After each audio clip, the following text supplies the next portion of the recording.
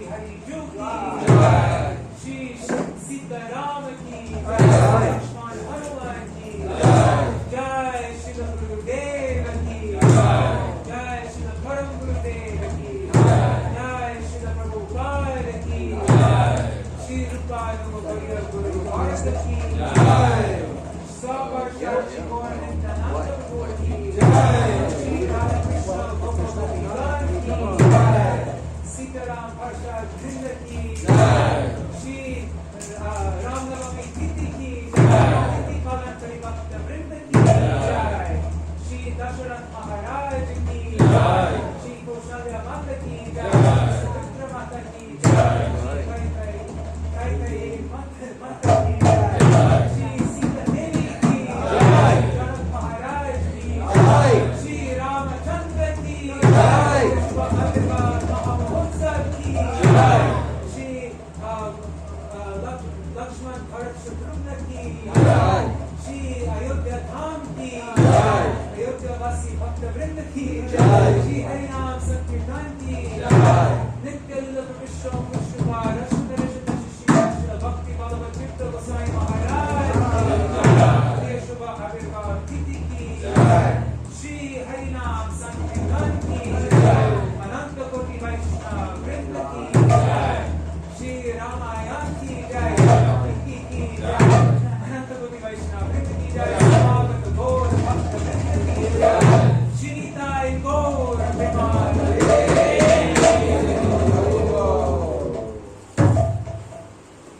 Did you say Kai K? Yes. Oh.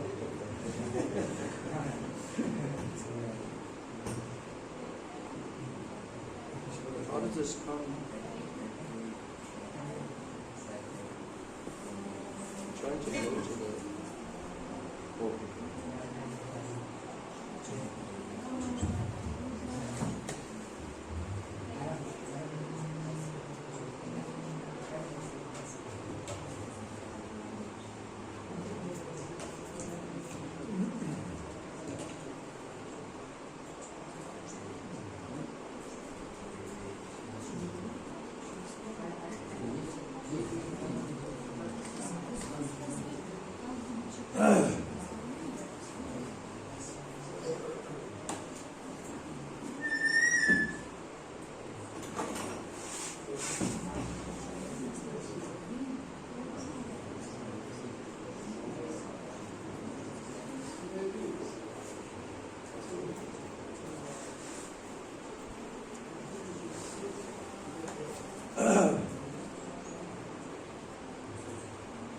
So, all glories to the assembled devotees. All glories to the assembled devotees. All glories to the assembled devotees. Srila Gurudeva ki Jai. Srila Bhaktivedanta Narayan Goswami Maharaj ki Jai. Srila A.C. Bhaktivedanta Swami Srila Prabhupada ki Jai. Srila Bhakti Rakshak Sridhar Goswami Maharaj ki Jai. Srila Bhakti Pragyan Keshav Goswami Maharaj ki Jai. Srila Bhakti Siddhanta Saraswati Goswami Thakur Srila Prabhupada ki Jai. Mahabhagavad Srila Gaur Kishore Das Goswami Maharaj ki Jai. Shri Srila Sachidananda Bhakti Vinod Thakur ki Jai. Vaishnav Sarvabhaum Shri Jagannath Das Balaji Maharaj ki Jai. Shri Gaudiya Vedanta Charya Baladev Vidibhusan Prabhu ki Jai. Srila Vishwanath Chakravarti Thakur ki Jai. Shri Narottam Srinivas Shyamananda Prabhu Trai ki Jai. Srila Krishnadas Kaviraj Goswami Prabhu ki Jai. Shri Sanatan Dattaraguna Shri Jiva Gopala Bhattadas Raguna Sar Goswami Prabhu ki Jai. Srila Surup Damodar Roy Ramanandari Gaur Parsad Vrinda ki Jai. Namacharya Srila Haridas Thakur ki Jai. Prem se go Shri Krishna Chaitanya Prabhu Nityananda Shri Advaita Gadadhar Shivasadi Gaura Bhakta Vrinda ki Jai. Shri Navadvip Dhama ki Jai. Shri Vrindavan Dhama ki Jai. Shri Shri Radha Krishna Gopa Gopi Gopa Vardhan Vada Shivanatmaka Shuktaj Mandala Dhama ki Jai. Shyama Kunda Radha Kunda Yamuna Ganga Tulsi Bhakti Devi ki Jai. Shri Ayodhya Dhama ki Jai. Shri Ramachandra Bhagavan ki Jai. Shri Ram Chandra Bhagavan ki, Sita Ram Lakshman Hanuman Ji ki, Shri Ram-navamī Maha Mahotsav Titi ki, Shri Ram-navamī ki jai. Ananta Koti Vaishnava Vrinda ki jai, Samagata Gaura Bhakta Vrinda ki jai, Nitai Gaur Pranam.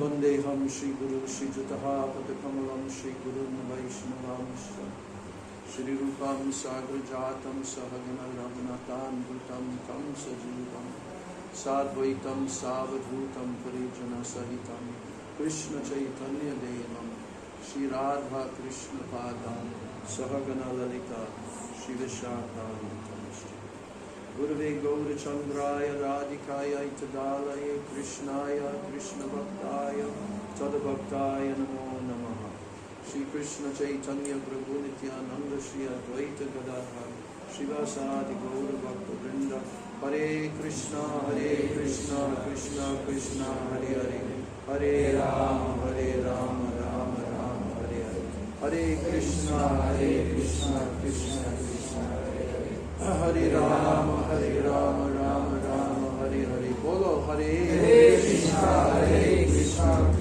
Krishna Hare Hare Hare Rama Rama Hare Hare Jai Srila Nitya-lila Prakishto Vishnupad Paramahansa Statarasata Shri Srila Bhakti Ballabhatirtha Goswami Maharaj ki jai. Tadiya Avirbhav Maha Mahotsav Titi ki jai. Srila Bhakti Ballabhatirtha Goswami Maharaj ki jai. Gaur Pranam. So, thank you all very much for coming on this auspicious day to Sri Keshavji Gaudiya Math. You had to come on very long journeys. Had to cross the Ganga to come here. So, but by coming, you have made this day very auspicious. When there are more persons together, this is called what? Sankirtan.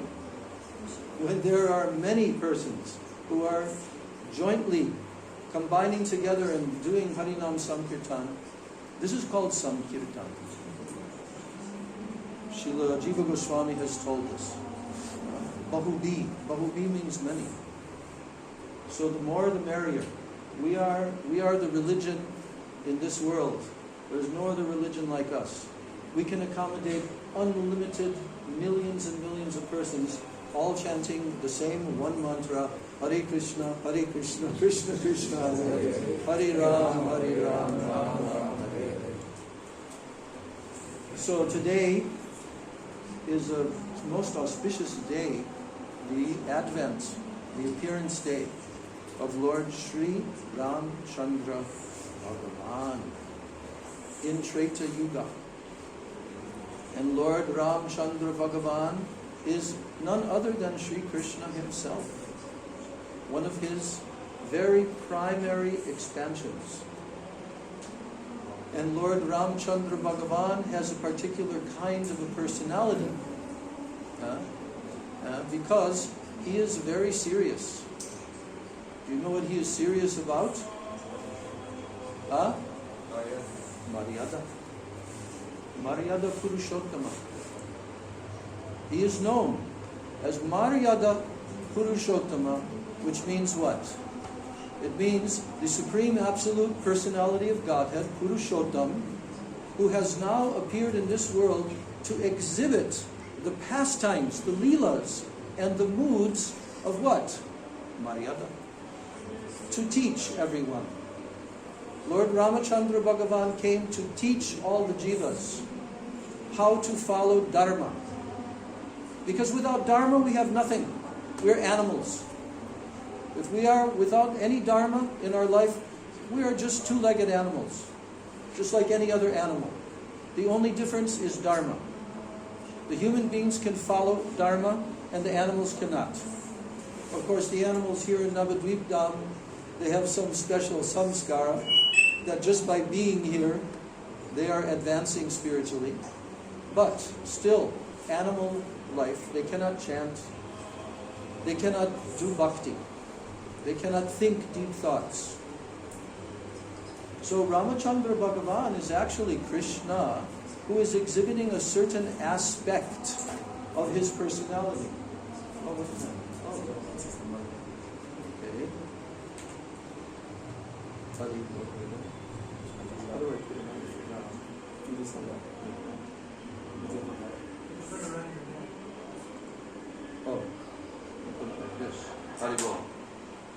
Okay. Is that better? Is that a little better? Can all hear better? We are going to make an investment. I already talked with Madhukar. We're going to get a good quality microphone and speaker and all of that. So all of our future classes will have a sound system. So now, one thing we should understand is that Ishvara Parama Krishna Sachidananda Vigraha Anadir Adir Govinda Sarvakarana Karanam. So Anadir Adir means he is the beginning. Who is that? Krishna. Ishvara Parama. He is the supreme Ishvara.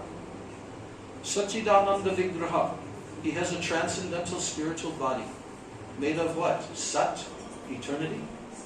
Chit, full knowledge and consciousness. And Ananda, bliss, ecstasy. He's made of ecstasy.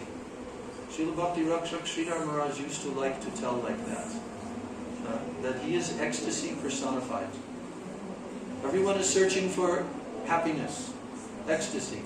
But actually they don't realize that they are really searching for Krishna, who is the form of all rasa, of all ecstasy.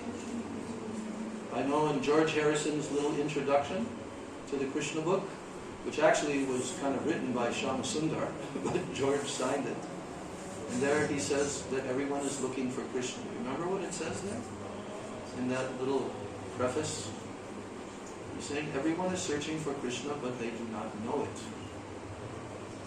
So, the fortunate jivas in this who are wandering in the material universe, lifetime after lifetime, millions and millions and millions of lifetimes. But when we become fortunate, kono bhagyavan jiv, then Guru Krishna prasadi bhai bhakti vatavij.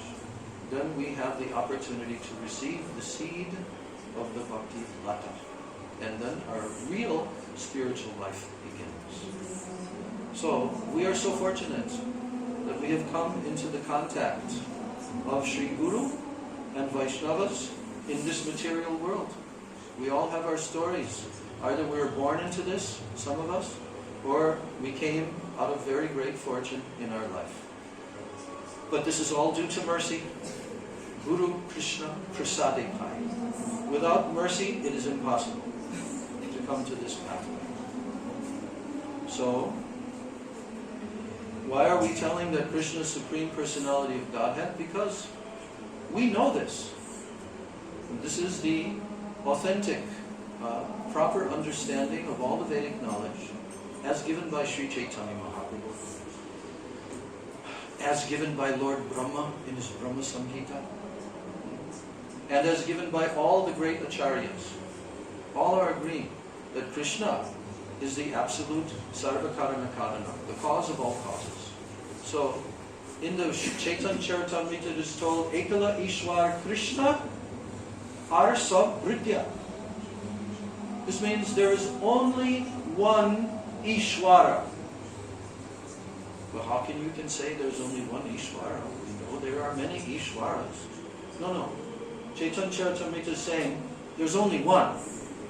And who's that? Krishna. Ekala Ishwar, Krishna. And all others, that includes Krishna's expansions, his incarnations, his avatar, that includes all the demigods, it includes all jivas, it includes every other living being. Our sub-britya, servant. All are servants. There's only one master, Ishvara, and that is Krishna. And so who is the first expansion of Krishna? Who does Krishna expand as in his first form expansion? Do you know? Yes? Balaram? Balaram is actually Krishna. He's not anyone other than Krishna. But there are a few features that are slightly different in Balaram. But Balaram is equally Supreme Personality of Godhead. But Balaram is now a servant of Krishna. Yes. We study that on Lord Baladev's appearance day, Baladev Purnima. We read the whole 5th chapter of Adi Lila Chaitanya Charitamrita, and it clearly told there how Balaram, he is the first servant. He is in the mood of tasting Krishna Prem through service. So therefore Baladev Prabhu is the original guru. And he expands himself as all the other expansions. All the expansions come from him. So, there are many people, especially here in India, who they don't understand this under this proper Siddhanta. Oh, they think that Lord Ram is the Supreme Lord and Krishna is one of his expansions. Or they think that Vishnu and Lakshmi are supreme and they expand as Radha and Krishna and like this. But they do not know the proper Siddhanta. So Lord Ramachandra Bhagavan is an expansion. He is also one of the Das avatars. This morning I was looking and circumambulating our mandir, and very nicely depicted Ram Leela there. Did you see the Ram Leela? So nicely depicted. Many of the different pastimes from the Ramayana. So we have known this for all of our life, coming to the lotus feet of Srila Prabhupada. We have understood this, that Lord Ramachandra is expansion of Krishna. And we have also understood that his life is most famous, the Ramayana. Yes. And even in the Srimad Bhagavatam, 9th canto, there are 2 chapters wherein Shukadeva Goswami is now summarizing the pastimes of Lord Ram in 2 chapters in the 9th canto. So, but actually, the 9th canto of Srimad Bhagavatam is only like a little tiny prelude, just like a tiny, tiny, tiny little thing extracted from the Ramayana. And there, Shukadeva Goswami says to Maharaj Parikshit, you have already heard these stories. Why? Because Maharaj Parikshit is born in the highest royal family, and in all the royal families in India, probably even to the present day, they hear Ramayana. And Ramayana is so popular with the general mass of people, They can digest Lord Ram. Because why? Because Lord Ram is Maryada Bhagavan. Because he's showing by example. He's teaching like he's a human being, although he does superhuman activities, of course. But he's playing the part of like a human being. And his relationships with his father, his King Dasharat, his relationships with his brothers, his relationships with his wife, and his relationships with his subjects of his kingdom, all are followed according to Maryada, strict codes of Dharma. And that is very clearly elucidated in the Ramayana. Because otherwise Lord Ram would not have gone to the forest. He would not have gone to the forest. No one wanted him to go. Even his father didn't want him to go to the forest and be, what's the word again? Exiled, to the forest. 14 years. The whole kingdom was following him when he was leaving to go to the forest. The whole kingdom was following him. No one wanted him to go. But why did he go? This pastime had to take place. The pastime of the Ramayana had to take place. Why? For the benefit of all the jivas, for all time eternal. The Ramayana is the codes of Dharma for all of human society. And the Supreme Lord himself had to come and completely demonstrate that to the jivas. Otherwise the jivas will become very sinful and they'll just become deviated from Dharma. But because the example is shown by the topmost personality, Lord Ramachandra Bhagavan. Therefore, the jivas have to rectify. They have to come onto the pathway of Dharma. They have to follow Dharma. So it is very purifying for them to hear Ramayana.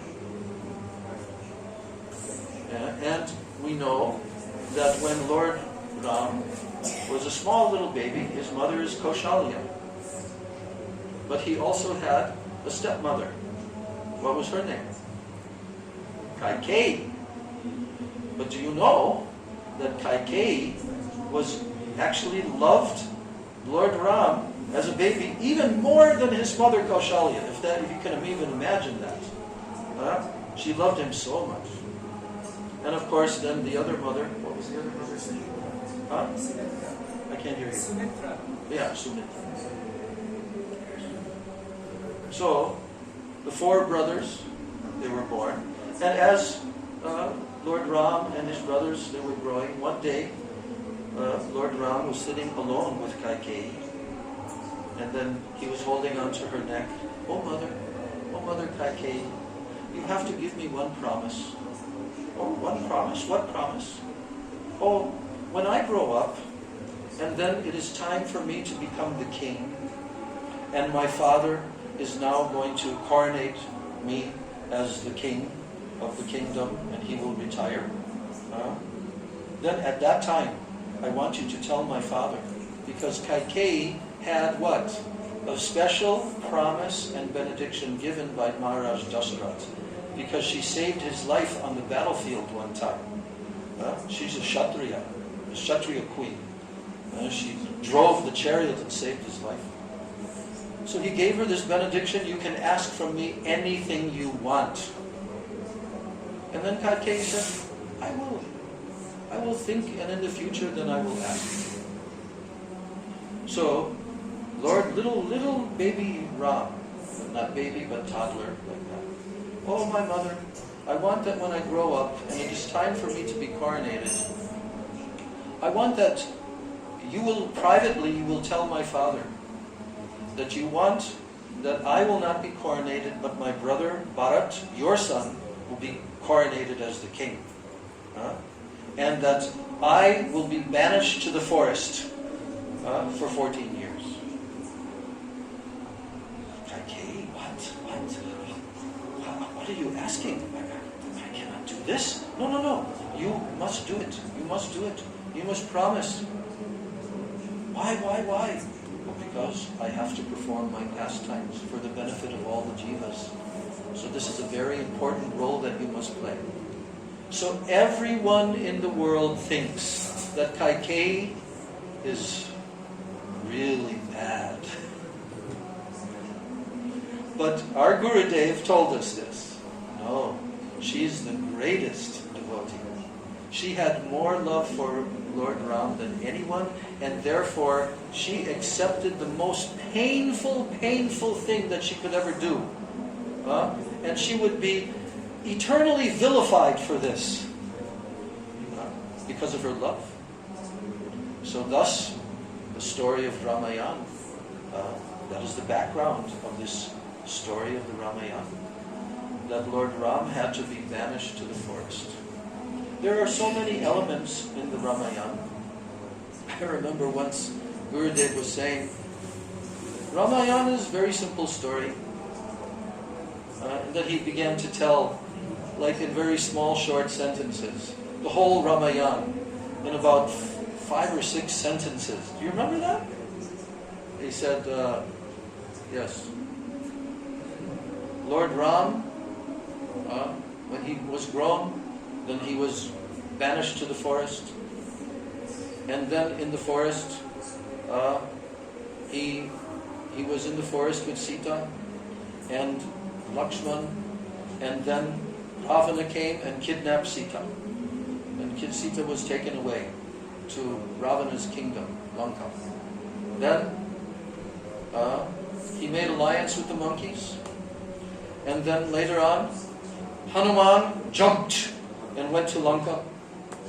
And there he met with Sita. Then he set fire to the whole city. Then he jumped back again. And then began the battle and the war.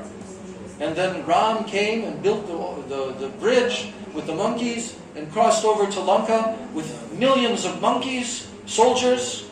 And then they waged war and they slaughtered all of the army of Ravana. Then Ravana came onto the battlefield, 10 arms, 10 heads, and then invincible. And then Lord Ram fought against him and he shot an arrow into his heart and he was finished.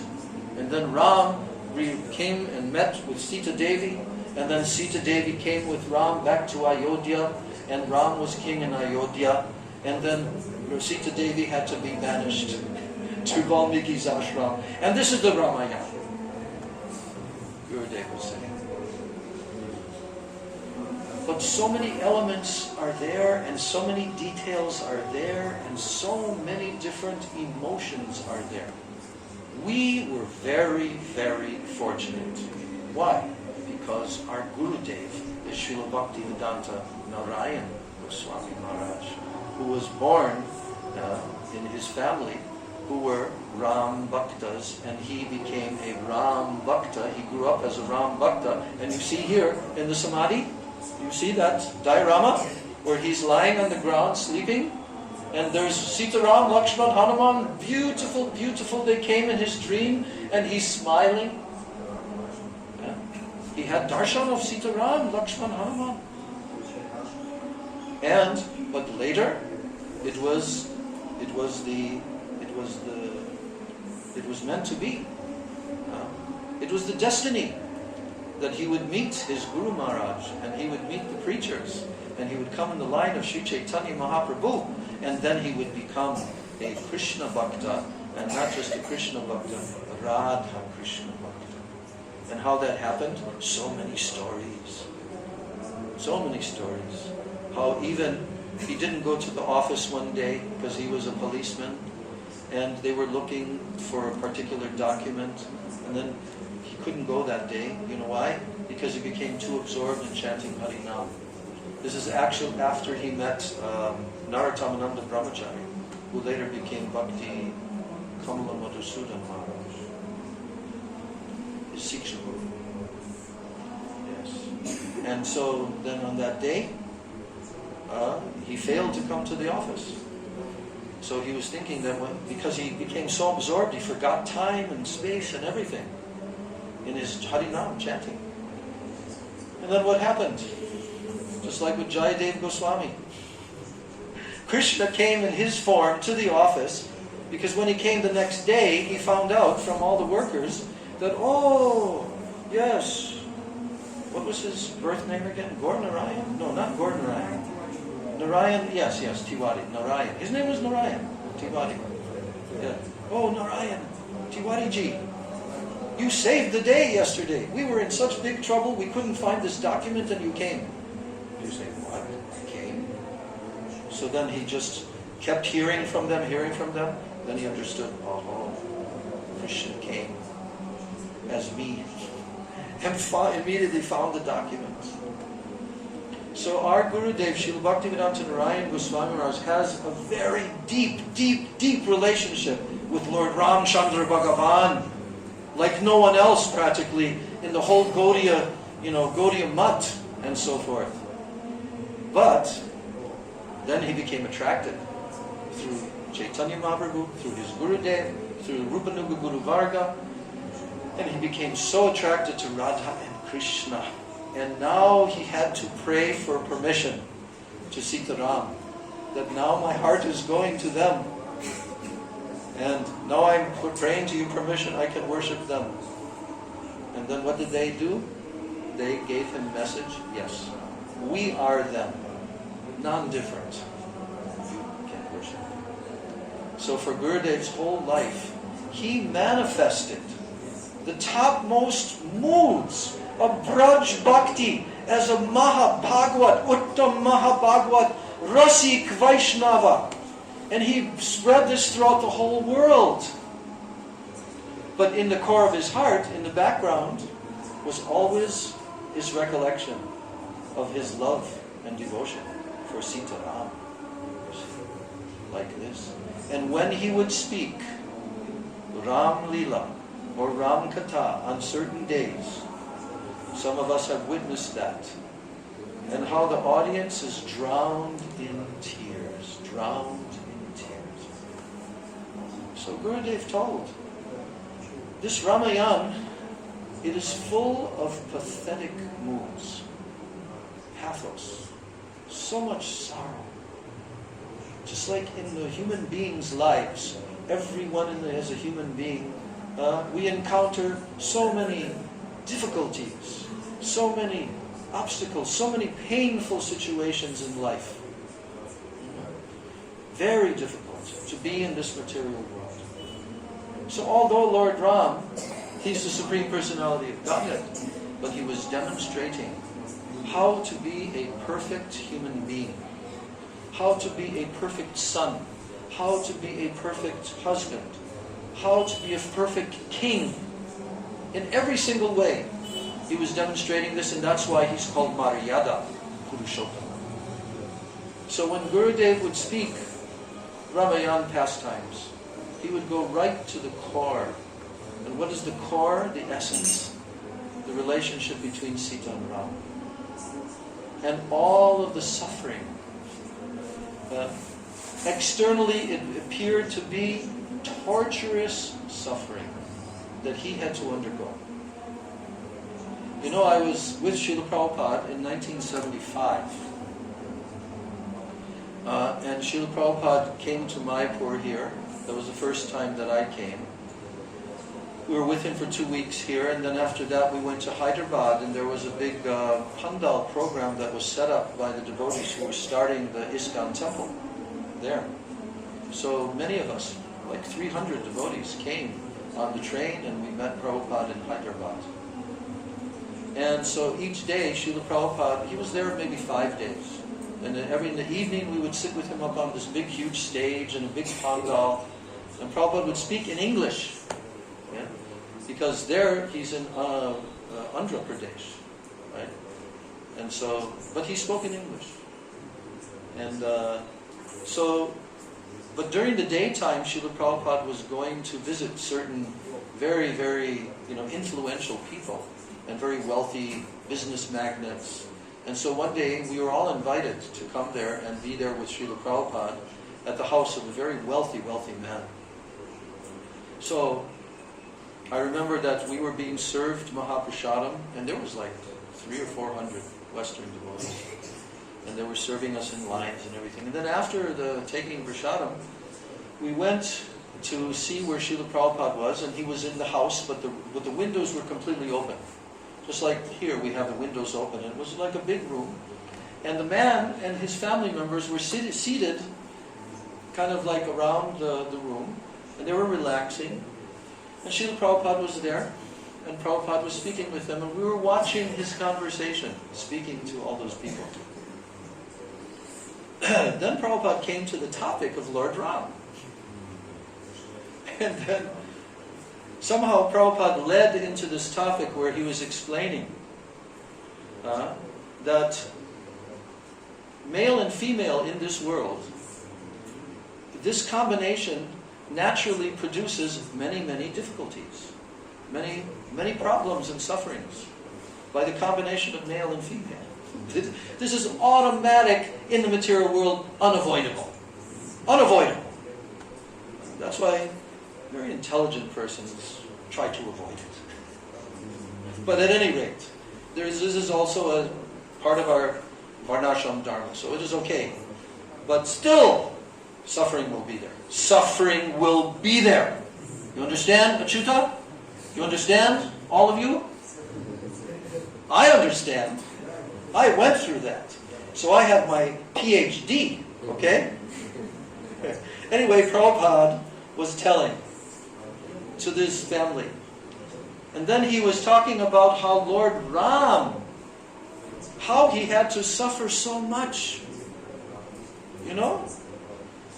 He was telling how Lord Ram was searching for Sita. He didn't know where Sita had gone. And he was searching in the forest and asking the trees, asking the animals, have you seen Sita? Where is my Sita? And he was lamenting and weeping and weeping and crying.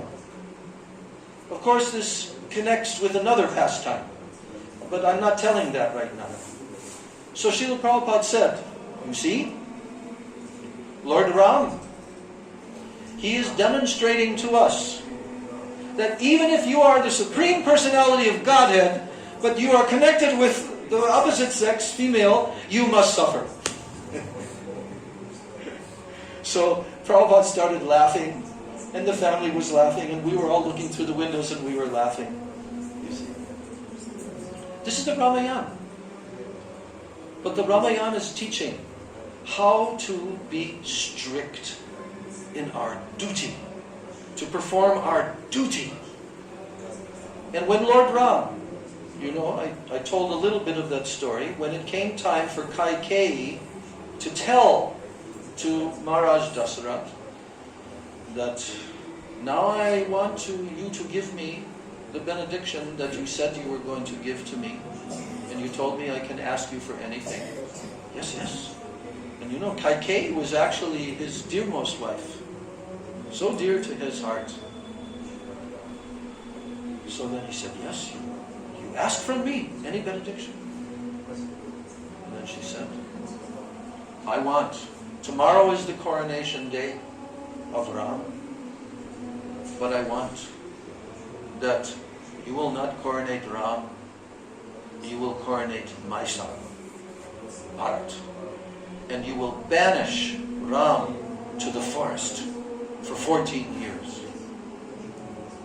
When Dasarath heard this from her, he could not even speak. He was choked. He was choked. Immediately he began weeping. And no, not that, anything. Now, how you can ask? And like this he was lamenting and weeping and weeping and weeping. And she just sat there, stern face, as she had been requested to do. She followed that. And Dasarath was weeping, falling to the ground, fainting, losing consciousness, again coming and weeping and fainting. And this is going on. And then he laid there on the ground. And he said, Ram!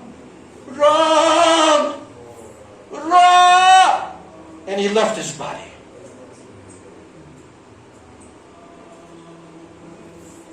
So now, what became of Ram?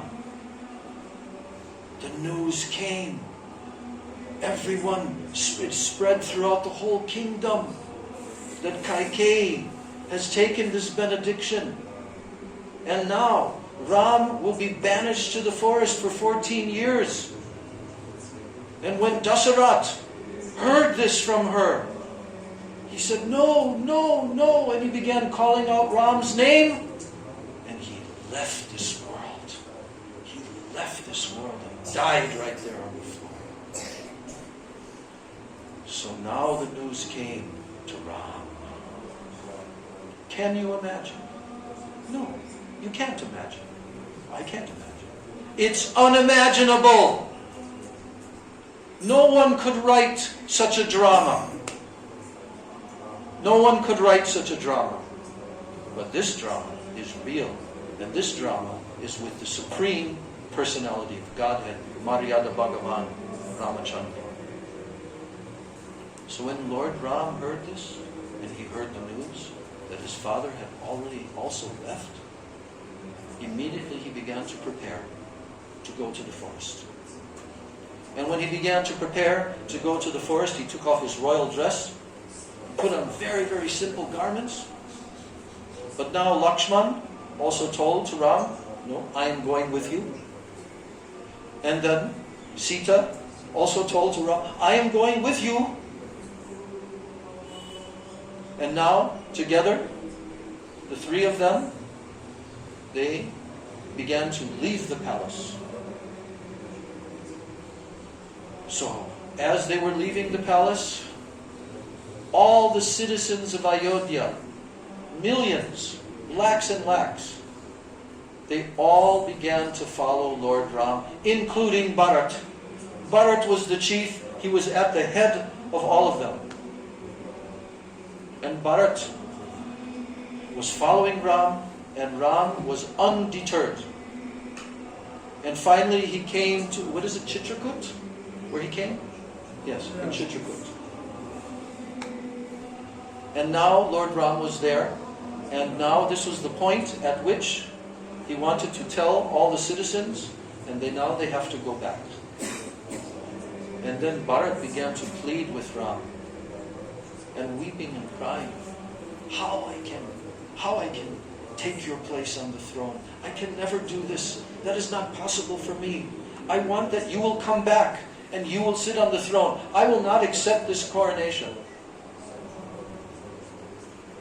And all the citizens, they were also begging, oh Ram, we cannot live without you. No, no, no, you cannot leave. You have to come back to the kingdom. And also,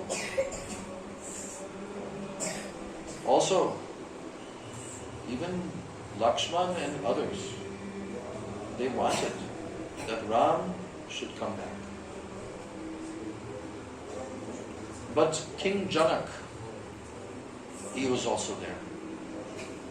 Maharaj Janak was also there.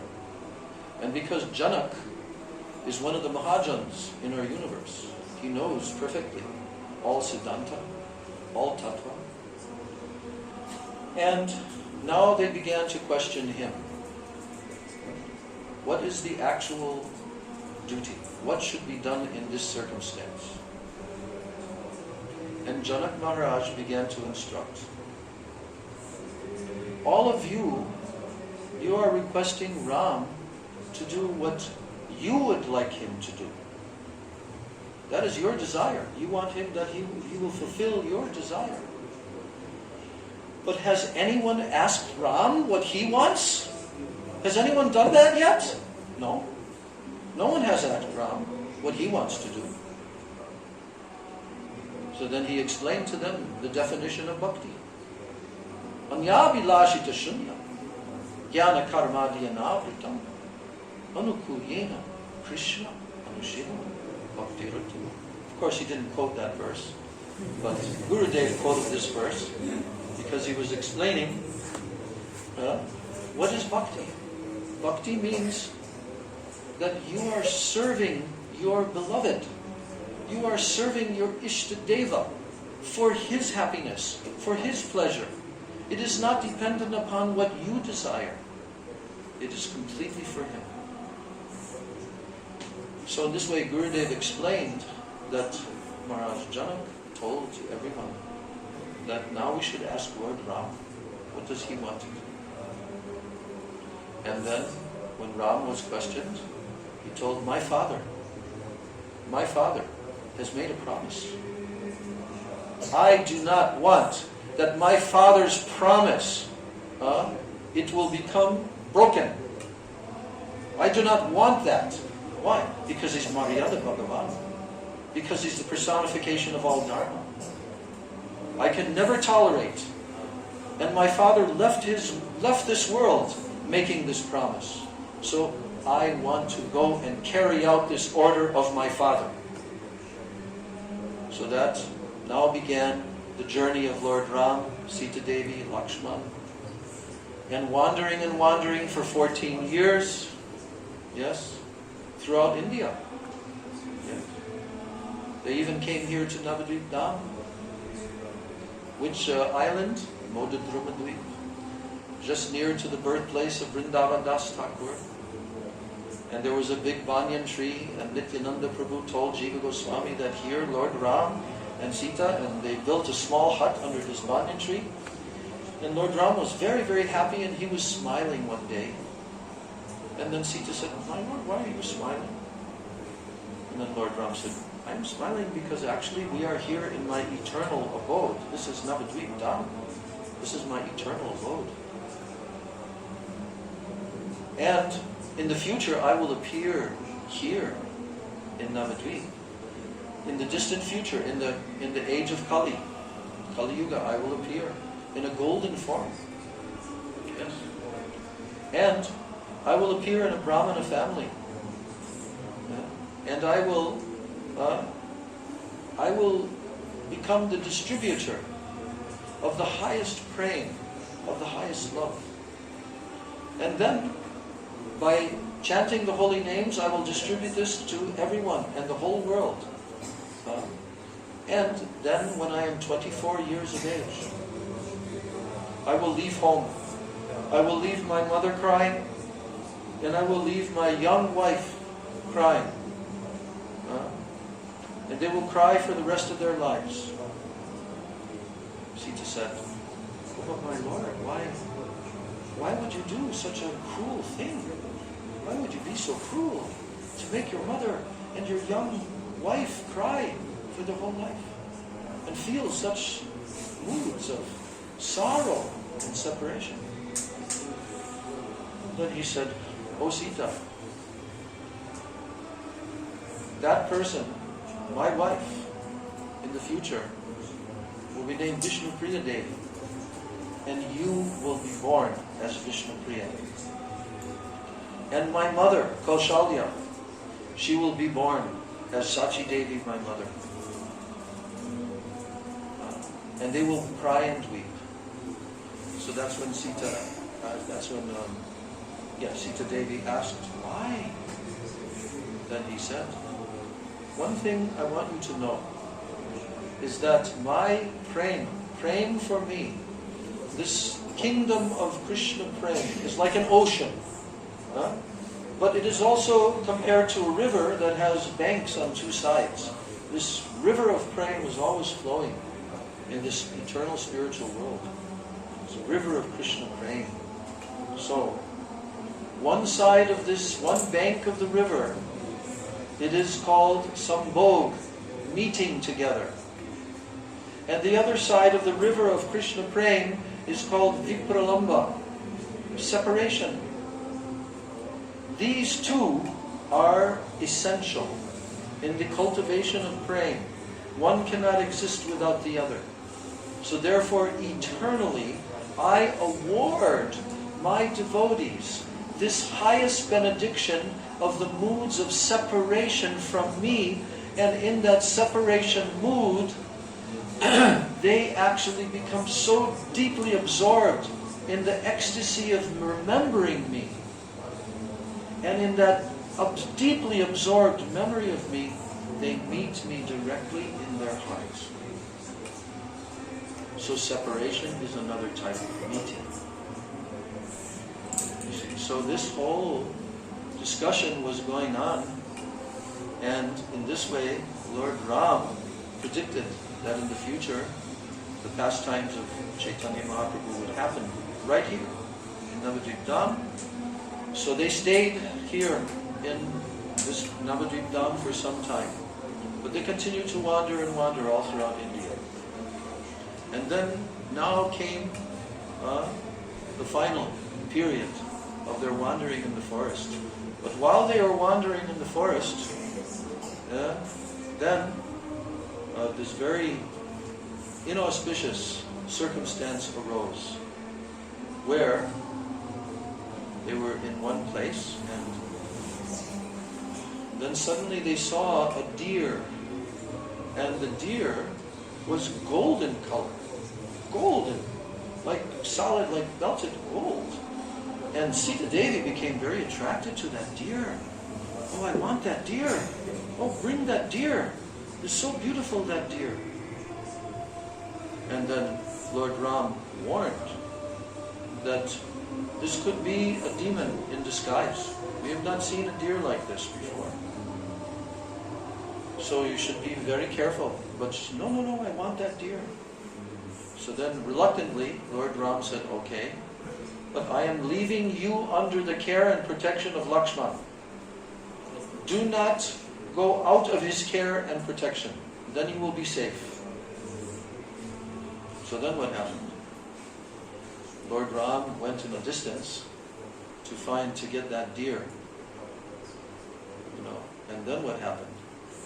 Oh, the cry of Lord Ram's voice came, because Ram had killed the deer, but then the deer mimicked the voice, because actually the deer was named Maricha, right? Maricha? Yes. And he mimicked the voice of Lord Ram as if he was in pain and he was dying. And he's calling out, Ram! Oh no, Lakshman! Lakshman! Come! Save me, Lakshman! When Sita heard that, she said to Lakshman, Lakshman, you have to go immediately. Ram is in trouble. And Lakshman looked at Sita very seriously and said, that is not possible. That Ram can be in any kind of trouble and difficulty. This is some kind of sorcery by some kind of demons. And then Sita, she was not convinced. She said, no, Ram is calling. And then Lakshman said, I cannot leave you. He has given me the order to protect you. So I cannot go there. He has given me the order. And then Sita now began to commit an offense against Lakshman. And she said, okay, now I understand. Yes, I understand that actually you have envy for Ram. And really, you want me to become your wife. And therefore, you're doing this to allow Ram to die. Can you imagine how painful these words were from Sita to Lakshman? And Lakshman told, he said, I have never once in my life even looked at your face. I have always only looked at your feet. You are like my mother. I have never once. But now you are telling this, so now I am telling you, I am going there. But then he took his bow and he made a huge circle around Sita Devi in the sand or in the dirt. He drew this big circle. Do not go to the edge of this circle for any reason at all. Do not go to the edge of this circle.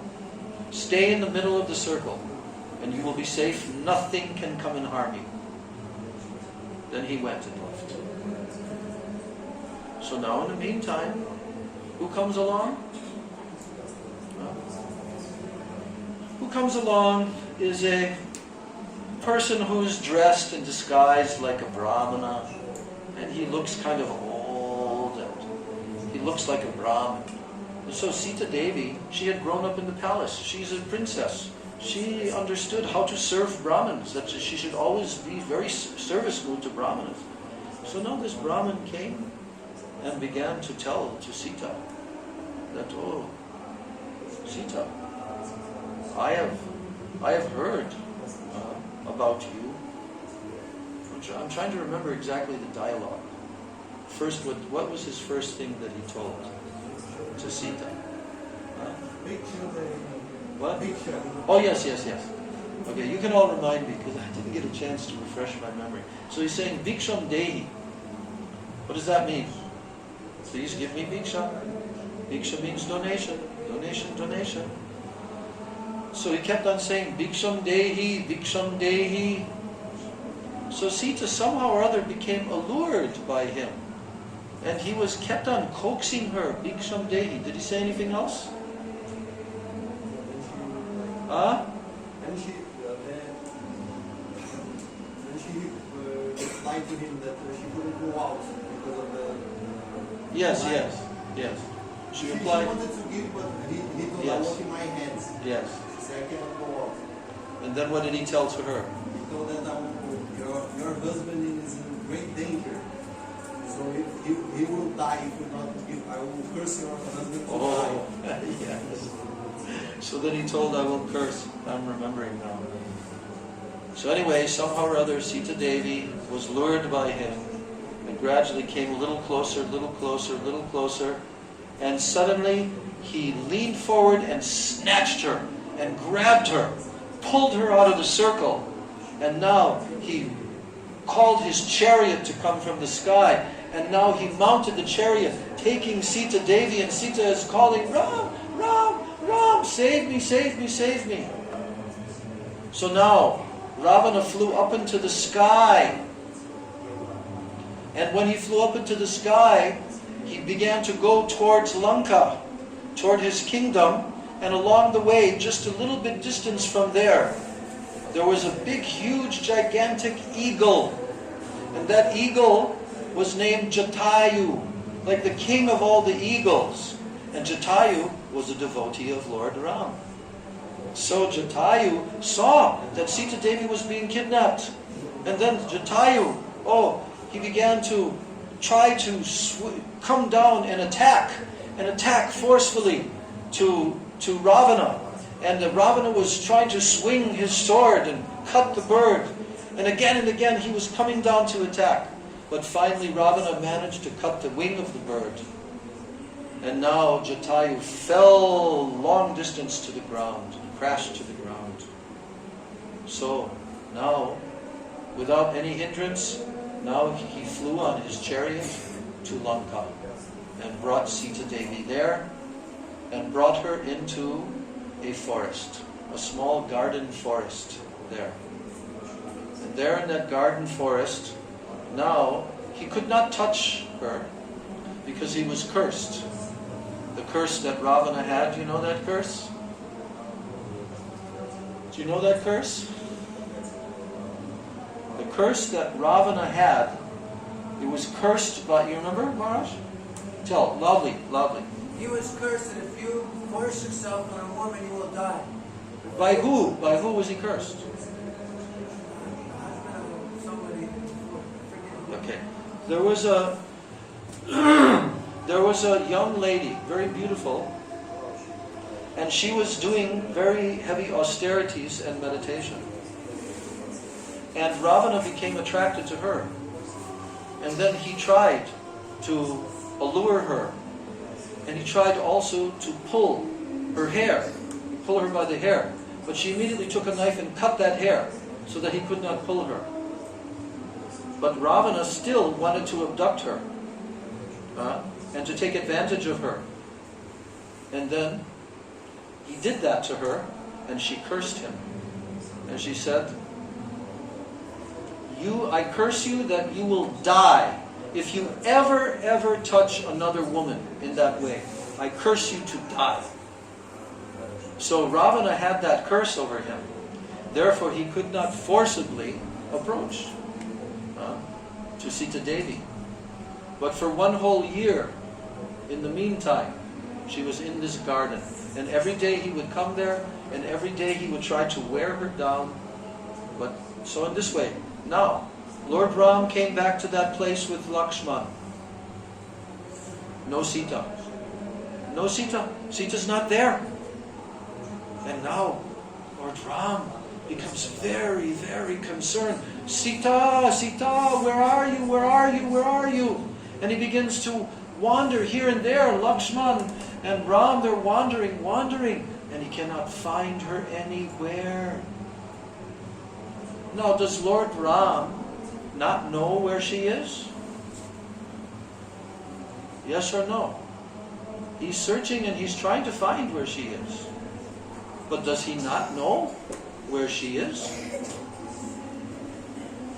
No one knows. No one can answer. Huh?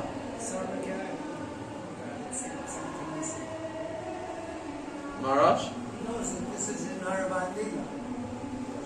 Yeah, explain. So he's coming as a perfect human being and enacting pastimes that he doesn't know everything. So he's not sarvagya, fully. Sarvagyata. Yeah. Yeah. But then why is he becoming so emotional? Is he just pretending? Is he pretending? Huh? No. Is he actually feeling this separation mood from Sita Devi? Is he actually not knowing where she is? Absolutely yes. Why?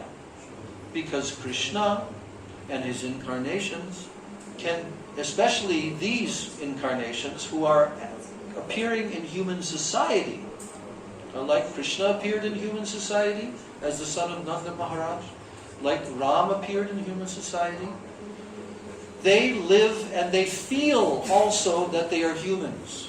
Even Lord Chaitanya Mahaprabhu, He's also Naravat. But at the same time, this is the amazing thing about the Supreme Lord, He can be simultaneously, at any moment, He can be all-knowing. And then at the next moment, He's not knowing anything. This is called Mugdata. Mugdata means just like a young child not knowing anything. Krishna also exhibited that pastime. When what? When Mother Yashoda came, because all of the Krishna's cowherd friends were saying, Maya, Yashoda, Krishna ate dirt. And they were on the bank of the Yamuna. Krishna ate dirt. And then Mother Yashoda came there. And Krishna was very frightened that Mother Yashoda would chastise him. But then Mother Yashoda said, have you eaten dirt, Krishna? Is that correct? And Krishna said, no, I haven't. They're all lying. They want me to get into trouble. Are you all lying? No, no, no. We saw him eat dirt. And then Krishna said, okay, Maya, if you don't believe me that I haven't not eaten any dirt, then here, look in my mouth and see if there's any dirt there. So then she brought Krishna onto her lap. She opened his tiny little mouth and she looked inside of Krishna's mouth. What did she see? What did she see? She saw a lot of dirt.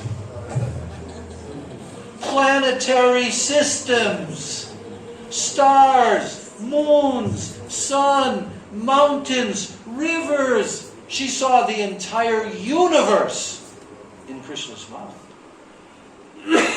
Then she also saw her own self in Krishna's mouth, and she saw herself looking into Krishna's mouth in Krishna's mouth. What did she think? Must be some ghost. It must be some ghost. That Krishna, some ghost is coming and attacking. Immediately Mother Yashoda called for a black calf to come, and she took the urine from the calf with the tail, and she began to chant mantras and called all the Brahmins to protect Krishna from a ghost. But Krishna also becomes frightened of Mother Yashoda. The whole Damodar Leela is all about that.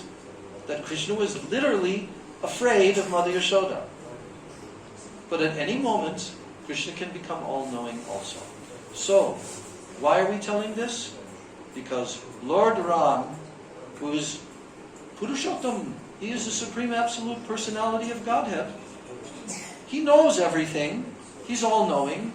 But because of Leela, because of Yoga Maya, and for the sake of pastimes, for the sake of experiencing the ecstatic moods of pastimes, therefore, he becomes mugdata, like a human being. And that's why it's called Naravat. Naravat means human-like. Nara means human, and Vat means similar to human. Naravat. So that Leela of Lord Ram, the entire pastimes of Lord Ram, the entire pastimes of Sita Devi, and Lakshman and all, they are all eternal pastimes and Leelas that are going on eternally. There's also Ayodhya in the spiritual world, and the form of Lord Ram is eternal there, Sita Devi and all. And in this material world, just like Krishna comes regularly and performs his pastimes each day of Brahma, so also Lord Ram's pastimes are performed in every single universe. And in that form, as Maryada Purushottama, now he becomes human-like. So the whole Ramayana is about how much suffering, how much frustration and sorrow and agony and separation and all of that is going on. So then what happened? Then as they were wandering through the forest, then they met one monkey. Remember which monkey they met? Huh? Huh? Was it Sugriv first? I think it was Hanuman. Because Hanuman was one of the assistants of Sugriva. And Sugriva was the king of the monkeys, but he had been displaced from his throne by his brother named Bali. And Bali was acting very, very impudent and arrogantly towards Sugriva, and because somehow he was stronger and like that. So Sugriva was suffering like anything. And then he met Hanuman, and then Hanuman introduced Lord Ram. He said, you should meet Sugriva. Maybe you can help him. And then you can make an ally. He can become the king of the monkey. You can ally, and all the monkeys can help for you to get your Sita back. Yeah. Isn't Bali older than Sugriva? Yeah, I think he's the older brother of Sugriva. So after they like were chasing a demon, Sugriva. Actually, I'm not 100% sure. He may have been the younger brother who was, usurped the throne. because he thought Bali died of the demon, Yeah. and then he became the king, and then Bali came back, and Okay. was angry that he More details. More details. It's all here in this book. You have to read this book. Okay, so anyway, Lord Ram made a plan with Sugriva that Bali would be killed by him. Right. But secretly, from a secret place. Bali would not know that Ram is there. And at the exact proper moment, then Lord Ram would shoot his arrow and pierce Bali, and Bali would die. So how did he do that? There were 5 palm trees in South India where this happened. There were 5 trees. And Ram shot his arrow through those same 5 trees. And he hit very accurately the heart of Bali, and Bali fell to the ground and was dying.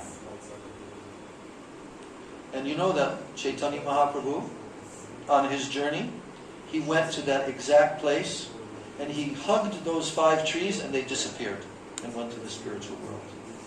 The pastimes of Mahaprabhu. So, in this way, now Sugriva was very much indebted to Ram, and now he began to give so much promises and so much support. And he also told Ram that we will form an army and we will locate your Sita. So, I forgot to mention that when Jatayu was just about to die, the eagle, and he was lying on the ground, then somehow he survived for some time, and Lord Ram met him. And he knew Jatayu. And when Lord Ram met him, then Jatayu was in his last moments. And Jatayu told to Ram, no, I tried to fight this demon, Ravana, who kidnapped Sita. But he cut my wings and then I fell to the ground. So he is the one that you should find and locate. I don't remember if he told him that he's in the kingdom of Lanka, or if that information was given at that time. So now, Lord Ram was becoming very, very eager and very determined. Now we are going to form a whole army and we are going to march to the south, to the southern tip of India, and from there we are going to go to Lanka and we are going to defeat Ravana and gain back my Sita. So then comes the story of when they came to the southern tip of India, which is also called what? Rameshwara. So, but actually the name Rameshwar was misinterpreted by different people and demigods, but actually Rameshwara means Ram is the Ishwara of Lord Shiva, because there was a Shiva lingam there. So Lord Shiva is a devotee of Lord Ram. Not that Ram is a devotee of Lord Shiva. Not like that. So anyway, there had to be a confirmation. A confirmation had to come that she will definitely be located there.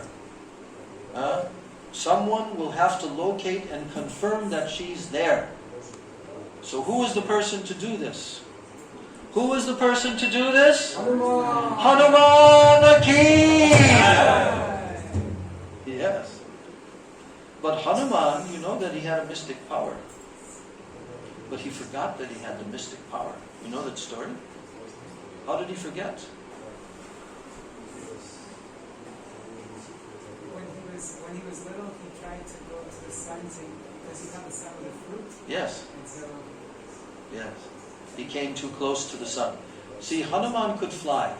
He had that mystic power. But when he came too close to the sun, then he became almost like burned by the sun, and then he had to fall back. and then I think Vayu was Hanuman's father. Yeah. Yeah, the wind god, Vayu. And then Rahu came, and then Hanuman saw Rahu, and then he chased towards Rahu, and he thought Rahu. Oh. And then Rahu went to Indra, and then Indra came to see God, what thank happened you. with I Airavata. forgot all this. And then Hanuman thought that Airavata was a fruit, and then he went to go, and then what happened after that? Indra hit him on his nose. Oh yes, exactly.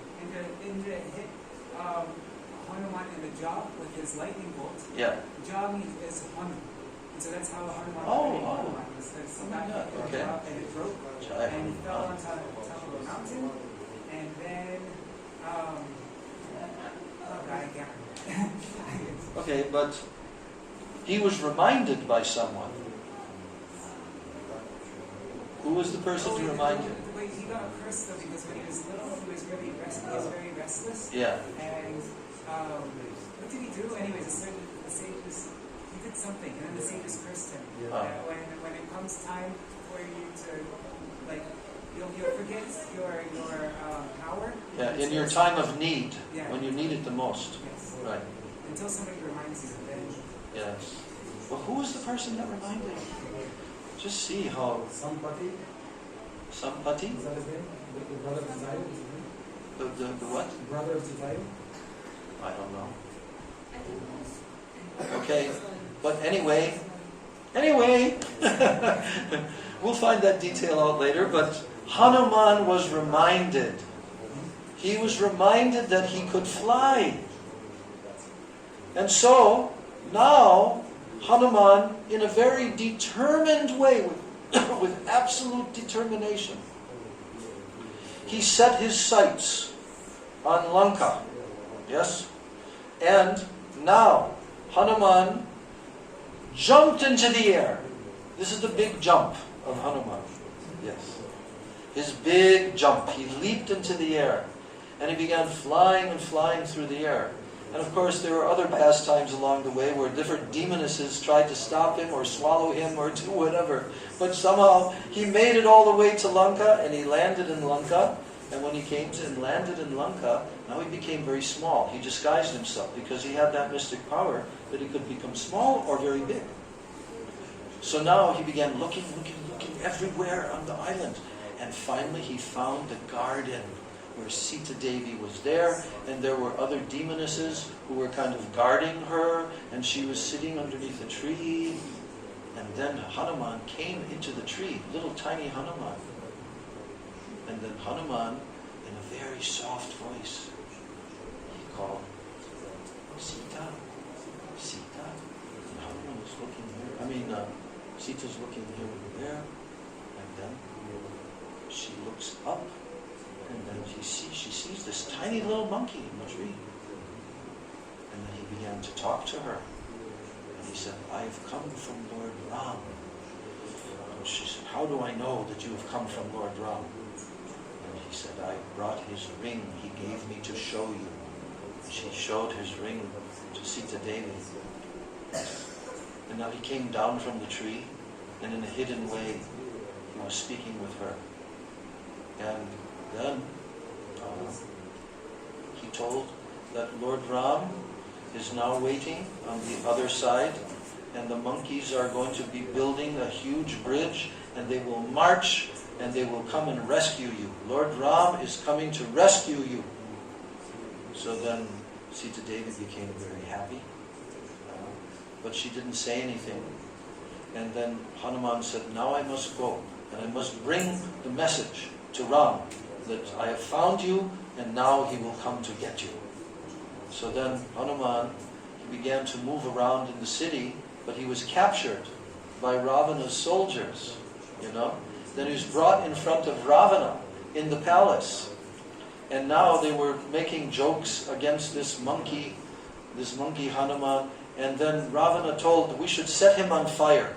So what they did was they wrapped so much cloth. Yes? First they wanted to kill him, and then Vibhishan stood up and said, no, you can't kill a messenger. Okay. It goes against Dharma. So Yes, he said, very good. defame him by sending him to Yeah, Vibhishan, his brother. The dharmic brother of Ravana. There's a whole story about Vibhishan, and he became the ally of Ram, and later he became the king after Ravana was killed. So anyway, but then they said, okay, we'll set him on fire. His tail, we'll set on fire his tail. So they began to set his tail on fire, and then Hanuman became bigger, and then he escaped from whatever ropes were tying him, and then he jumped out of the palace, and now he went in the entire city of Lanka. He had this huge fire. He set fire to each and every house all throughout Lanka. The whole city was burning because of Hanuman. Hanuman Ji ki jai. So now Hanuman made his second jump, and he jumped all the way back, and he met Ram. And when he met Ram, he said, I found Sita. And now Ram became very eager, and they began to build. And Ram came to the shore of the ocean. And I don't know if I'm telling the sequence right, but anyway, then the ocean would not come. And Ram became very upset with the ocean, and he began to, just by his vision, the whole ocean began to practically boil, and all the living entities were suffering. And immediately, the demigod of the ocean, Varuna, came there and fell at the feet of Ram and said, oh, I didn't understand that you are actually the Supreme Lord. So please, now I want to give you access. You should cross over my waters, and you can rescue your Sita. So, and began to worship Lord Ram. So now, the monkeys, they began as the biggest construction crew that was ever assembled in the south of India. And they began to bring boulders, huge gigantic stones, boulders. But not only the monkeys, all other creatures were also helping. And there was one particular small little creature that was also helping. Do you know what that creature was? A chipmunk? Or squirrel? We hear it both ways. Huh? Yeah, okay. So, the chipmunk or the squirrel. I'll use squirrel because we're from the Western countries. We have both chipmunk and squirrel, but squirrel is better. A little bigger. So the squirrel was kicking little rocks with its feet. And Hanuman saw this little squirrel kicking along some rocks to help to build the big bridge to go across, like, how many miles is it actually? Something like 50 or 100 miles, isn't it? To go across from the southern tip of India to Lanka. So when Hanuman saw that squirrel, then Hanuman said, what are you doing, squirrel? You're in the way. We are no need for such small amount. We are bringing boulders and mountain peaks and everything. We will build the... And then Ram saw that Hanuman had told that to the squirrel. And then Ram said to Hanuman, don't think that your service of bringing gigantic boulders is greater than the service of this squirrel. Because this squirrel, it is doing to its full capacity, and you are also doing to your full capacity, and you are trying to serve. So I accept equally the service of all of my servants. Like that. And then Hanuman became humble after that. So anyway, they built the bridge, and now they began to go across the bridge. All the monkey army and all the soldiers and everyone assisting Lord Rama. Yeah, so then the battle took place, the great battle against the soldiers. First of all the soldiers of Ravana came. And Ram and Lakshman, they were just killing all the soldiers and all the monkeys. You know, the monkeys were very strong. Because most of those monkeys, you know, they were demigods actually. They were demigods in their previous life. And now they were monkeys, but they had special powers. They weren't ordinary monkeys. And so they were using gigantic trees and killing all the different soldiers. And they were throwing boulders and killing all the soldiers. So in this way, the ranks and the armies of Ravana were dwindling, and now Ravana himself came out onto the battlefield. He came out personally. And I'm going to read to you what happened then.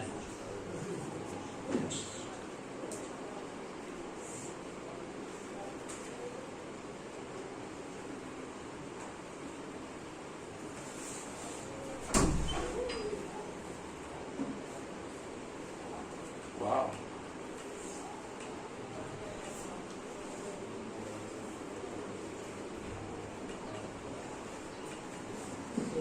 Okay.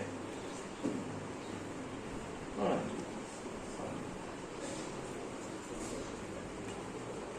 There's a temple in South India that has a boulder in a pool of water. Mm-hmm. And it's got the name Rāma-navamī.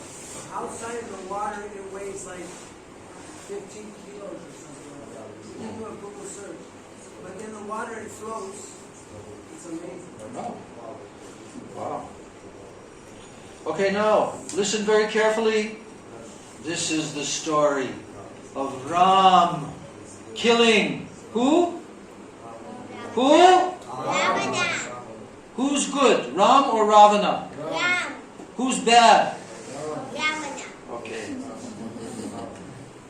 Now,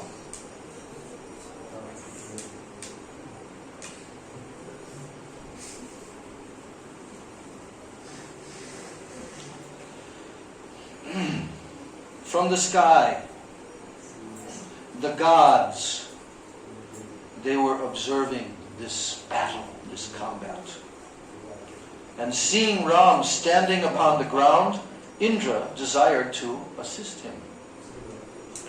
So Indra summoned Matali, his charioteer, and asked him to fetch his chariot. In a moment, Indra's radiant chariot appeared, drawn by its 1,000 horses. Indra ordered Matali to take the chariot to Ram, and the charioteer at once descended onto the battlefield next to the prince. And then with folded palms, he respectfully addressed Ram. Here is my lord Indra's chariot, O Raghava. Here also is his mighty bow and his other infallible weapons, as well as his invincible golden armor. Please use all these to attain victory over Ravana, the enemy of the gods. I shall act as your charioteer. So, how did Ram fight against Ravana? Ravana had chariots and weapons, but now Indra gave all of these items as a service to Lord Ram. Now Ram, he gazed with amazement at the wonderful vehicle. It was bedecked with glowing gems, wreaths of celestial flowers. A tall pole of cat's eye stood in its center, bearing a brilliant golden standard. And the chariot was suspended a bow length above the ground. It wasn't even touching the ground. And a crystal staircase came down to Ram's feet. Crystal. And he circumambulated the chariot. Then he climbed aboard. And the prince quickly donned Indra's armor. And he took up his bow and his celestial arrows. And as he stood upon that divine chariot, he looked like the sun illumining all the quarters. And at Matali's command, the heavenly steeds surged forward, and the chariot moved off with a rumbling sound that filled the earth and sky. Now Ravana, realizing that Ram was being assisted by his mortal enemy Indra, he became even more enraged. he fired a celestial missile which unleashed hundreds of thousands of dreadful-looking serpents, and their wide-open mouths vomiting fire. Writhing and hissing, they came from all sides, and they sped toward Ram. And as the venomous snakes descended upon him, Ram at once invoked a weapon presided over by Garuda. A shower of arrows shot from his bow, turning as they flew into golden eagles with fierce talons and sharply curved heads. Beaks. The mystical eagles intercepted, and they destroyed all of Ravana's serpents. Now the demon roared furiously. He struck Matali and all of his horses and steeds with a forcible torrent of shafts with glowing steel heads. The Rakshasa then sent a crescent-headed arrow which tore down the chariot's golden standard. He followed this with countless other straight-flying arrows that struck Ram on every part of his body. In seconds, Indra's great chariot was completely covered by Ravana's arrows so that no part of it was even visible. And with his 10 heads, his massive bow, Ravana stood in his chariot looking like the Mainaka mountain risen from the ocean. Observing the demon overwhelming Ram with his arrows, the gods and the rishis, they felt despondent. The monkeys became fearful, and they observed grim-looking omens. The sun became dim, and the sea tossed with waves that seemed to rise up to the sky. Jackals howled, and ghosts and wraiths darted about on the battlefield. So intense was Ravana's assault that Ram was unable to lift his bow and to fit his arrows. Ram's eyes turned crimson with rage. He began to think of the destruction of the entire Rakshasa race. And with great expertise, Matali drove the chariot upwards and away from the hail of Ravana's arrows. And it burst forth like the sun emerging from a cloud. And the gods showered blessings on Ram, while the Daityas and the Danavas uttered benedictions upon Ravana. And when the king of the Rakshasas saw his adversary again stationed before him, he took up a fearful-looking dart. That terrible weapon had spikes resembling mountain peaks. It had a flaming point which glowed with a brilliance that could not be looked upon. That dart was dear to Ravana, and he had been carefully kept and worshipped by him, and reserved for a time when he faced a deadly enemy. It was irresistible to the gods and the demons alike. And Ravana raised it with his serpent-like arm, and he roared with full force. The earth shook, the mountains trembled, sending their lions and elephants fleeing in fear. And looking at Ram, the Rakshasas thundered, "This dart, powerful like a thunderbolt, will now take your life. Hurled by me, it will strike both you and your brother, leveling you with all the Rakshasas you have slain.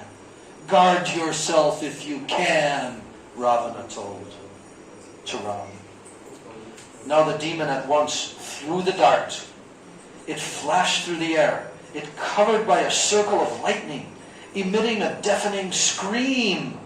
Ram instantly sent 100 arrows at the dart, but they were deflected, and they fell useless to the ground.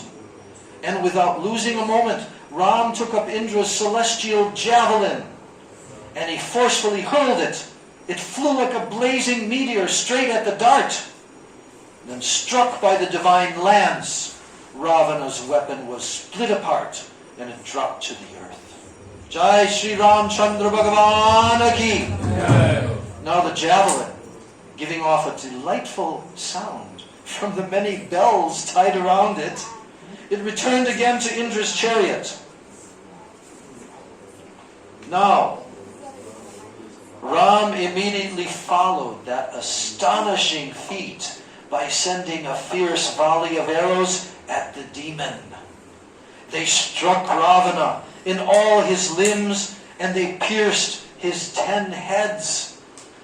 The demon blazed with anger and replied with an equal number of his own arrows. Ram intercepted Ravana's arrows while simultaneously continuing to strike him.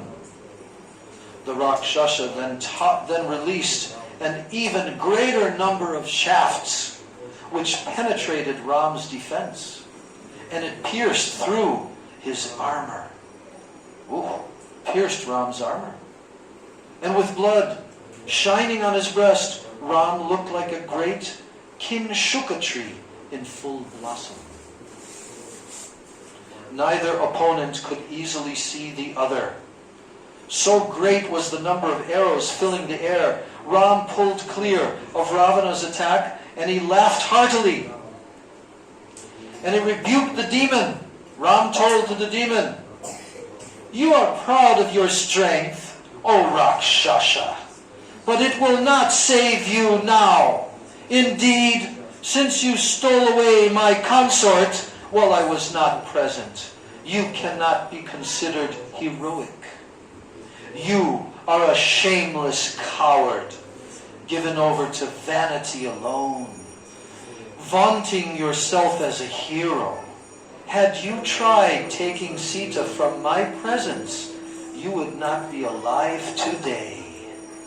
By good fortune, I see you now on the battlefield. Prepare to receive the results of your despicable and your evil acts. O vile one, carnivorous birds and beasts will soon feast upon your flesh and blood. Jai Shri Ram Chandra Ki! That's called anger. Now with redoubled strength, Ram then sent wave upon wave of arrows straight at Ravan. The prince felt increased enthusiasm for the fight. He invoked all the celestial missiles, and they immediately appeared before him on the battlefield. In great joy, Ram fired the weapons at the demon, one after another. He recited the incantations with full concentration as he released his arrows. Charged with the mystic power of the divine astras, the arrows tore into Ravan and sent him reeling.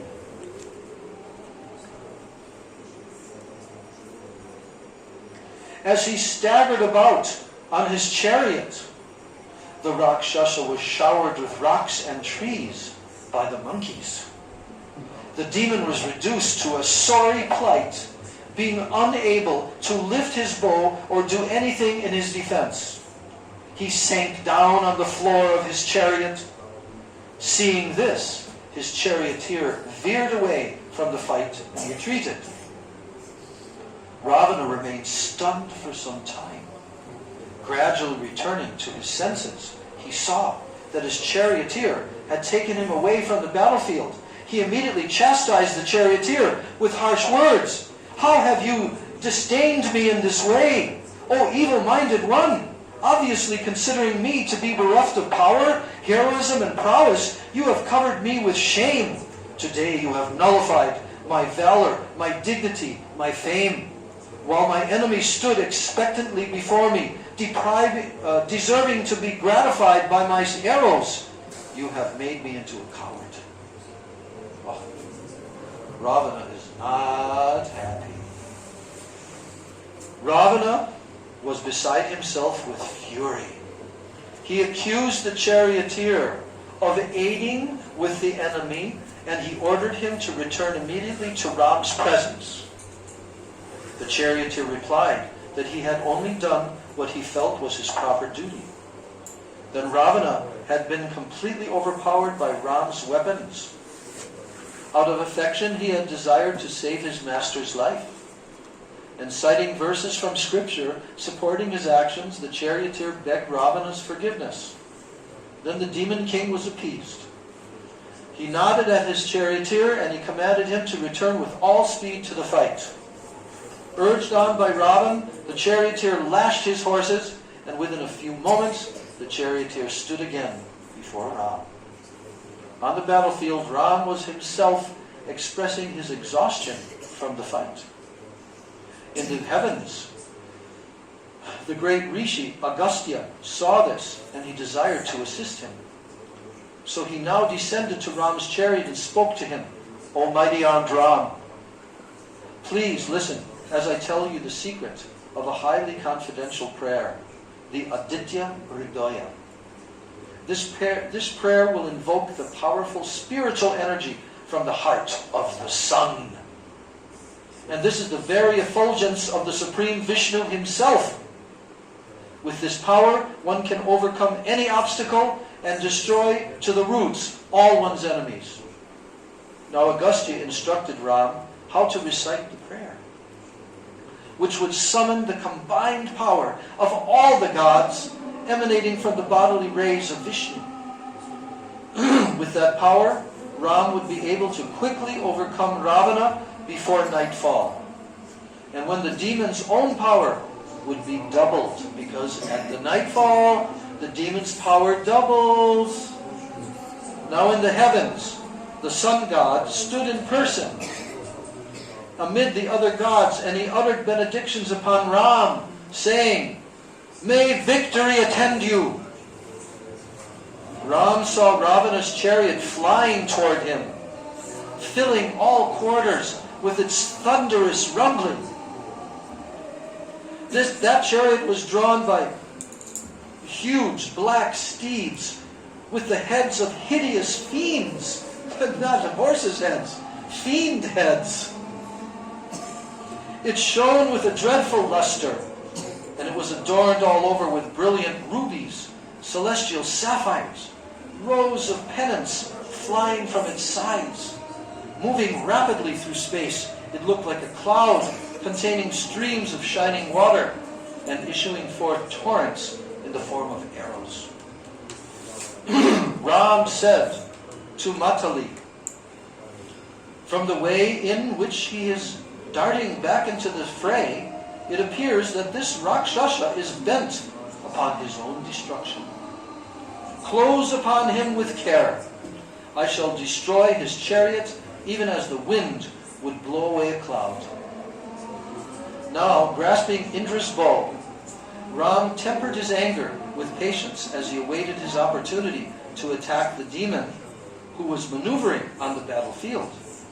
And Matali skillfully drove the chariot in circles, and he gradually closed on Ravana.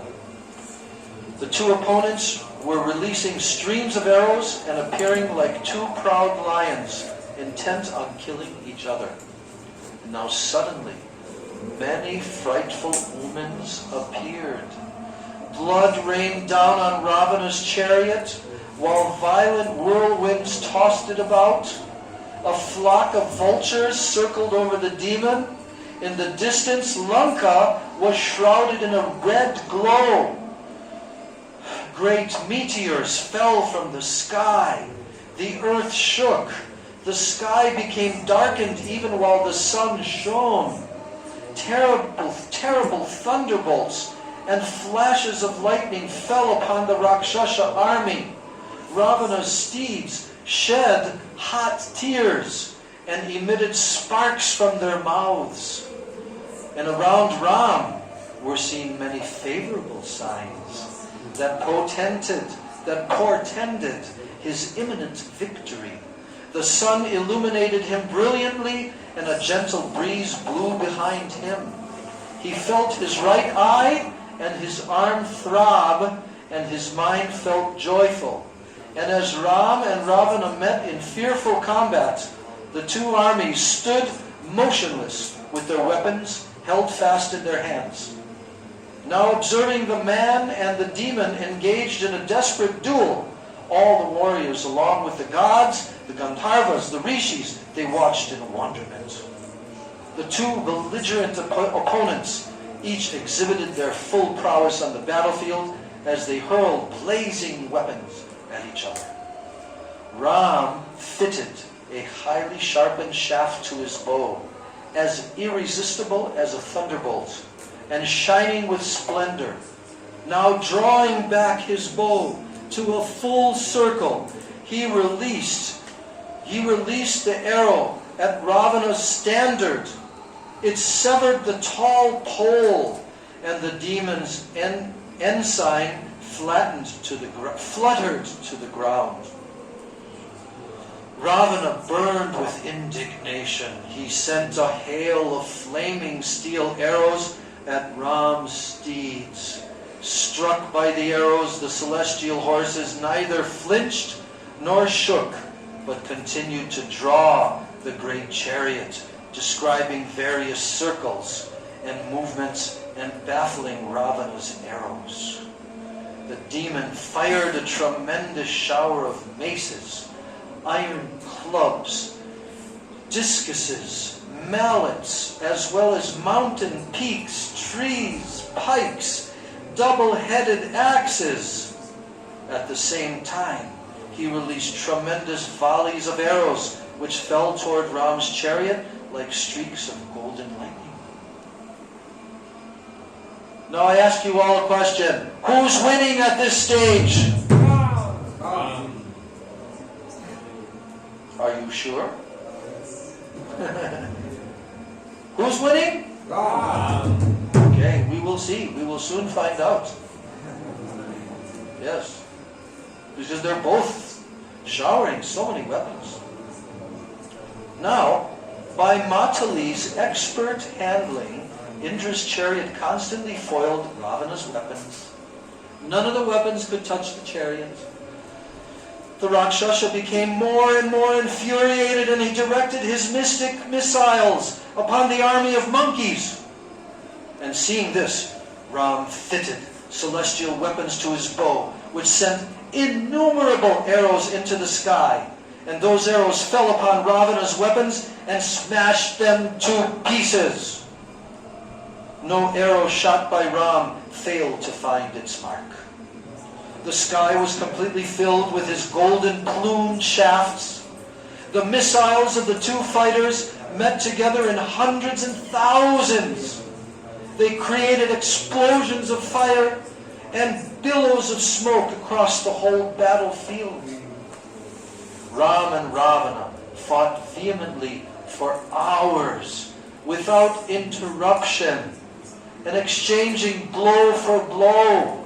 Neither felt wearied nor inclined to give an inch to the other. Those observing the fight felt their hairs standing on end. No one could take their eyes off the furious fighters as they battled on, relentlessly seeking victory. Ravana sent 20, then 60, then 100, then 1,000 arrows at Ram, aiming at his vital parts, or seeking to kill the charioteer and his horses.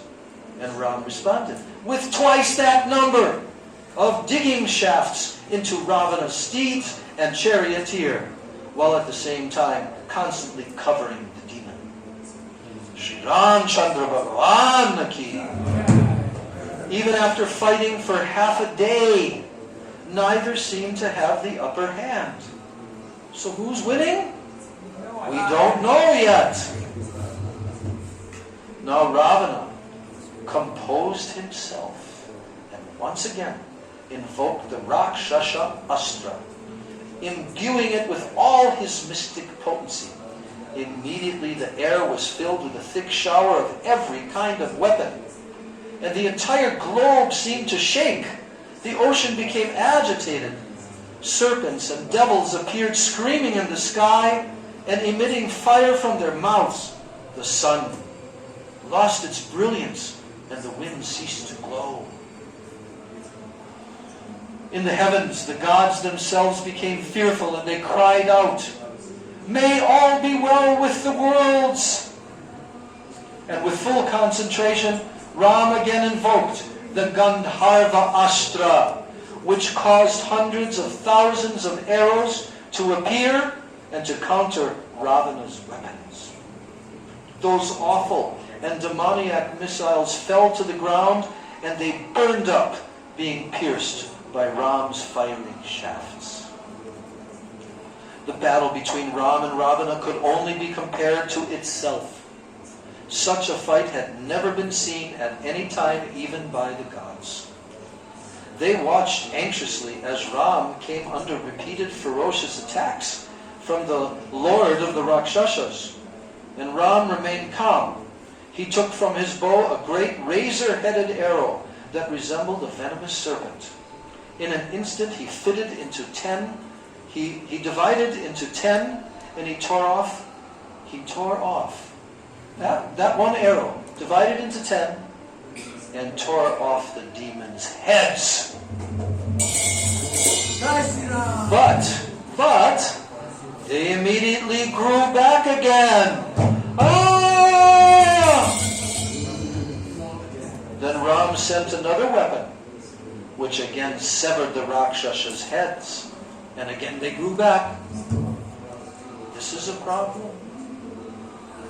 But is it really a problem for Ram? No.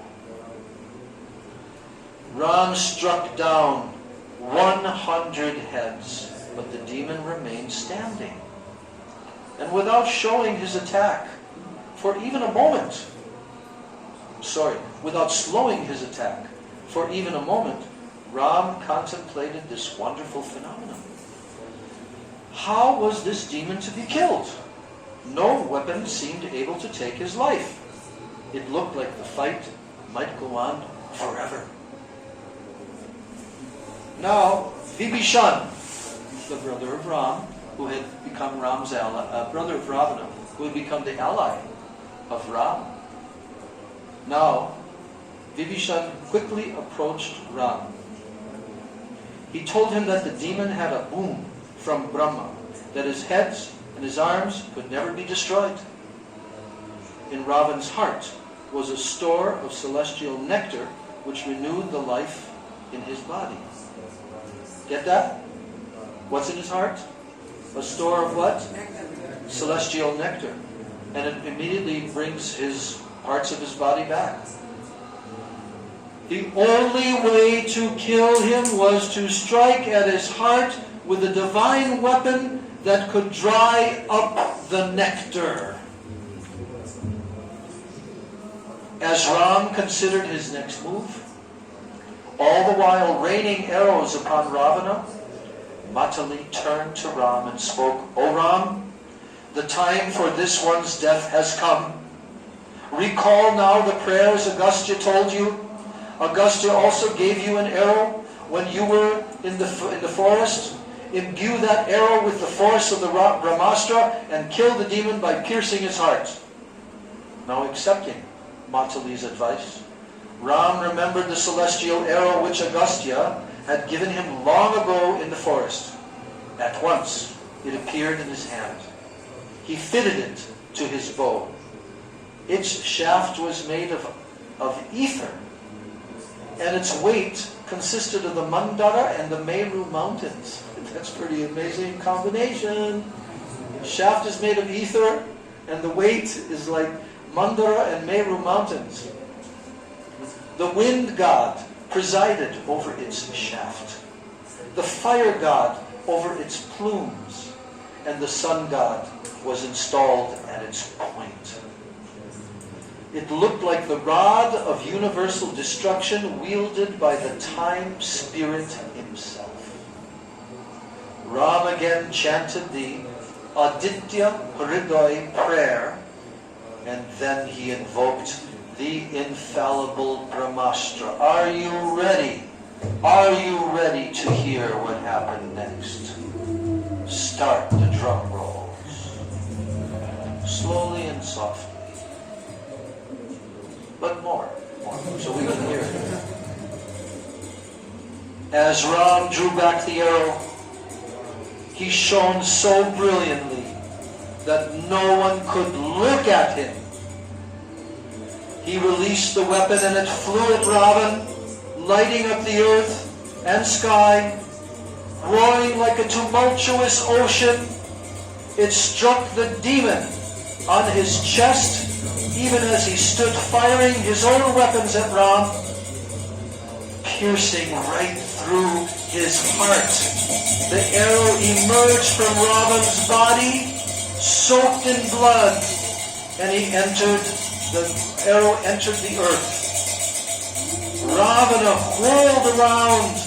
He let out a cry which seemed to shake the entire creation. His bow dropped from his hands, and he fell from his chariot like a mountain struck down by Indra's thunderbolt. Jai Shiva Chandra!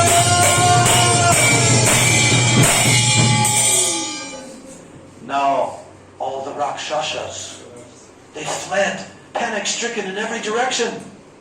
They shed tears of grief on seeing their lord slain.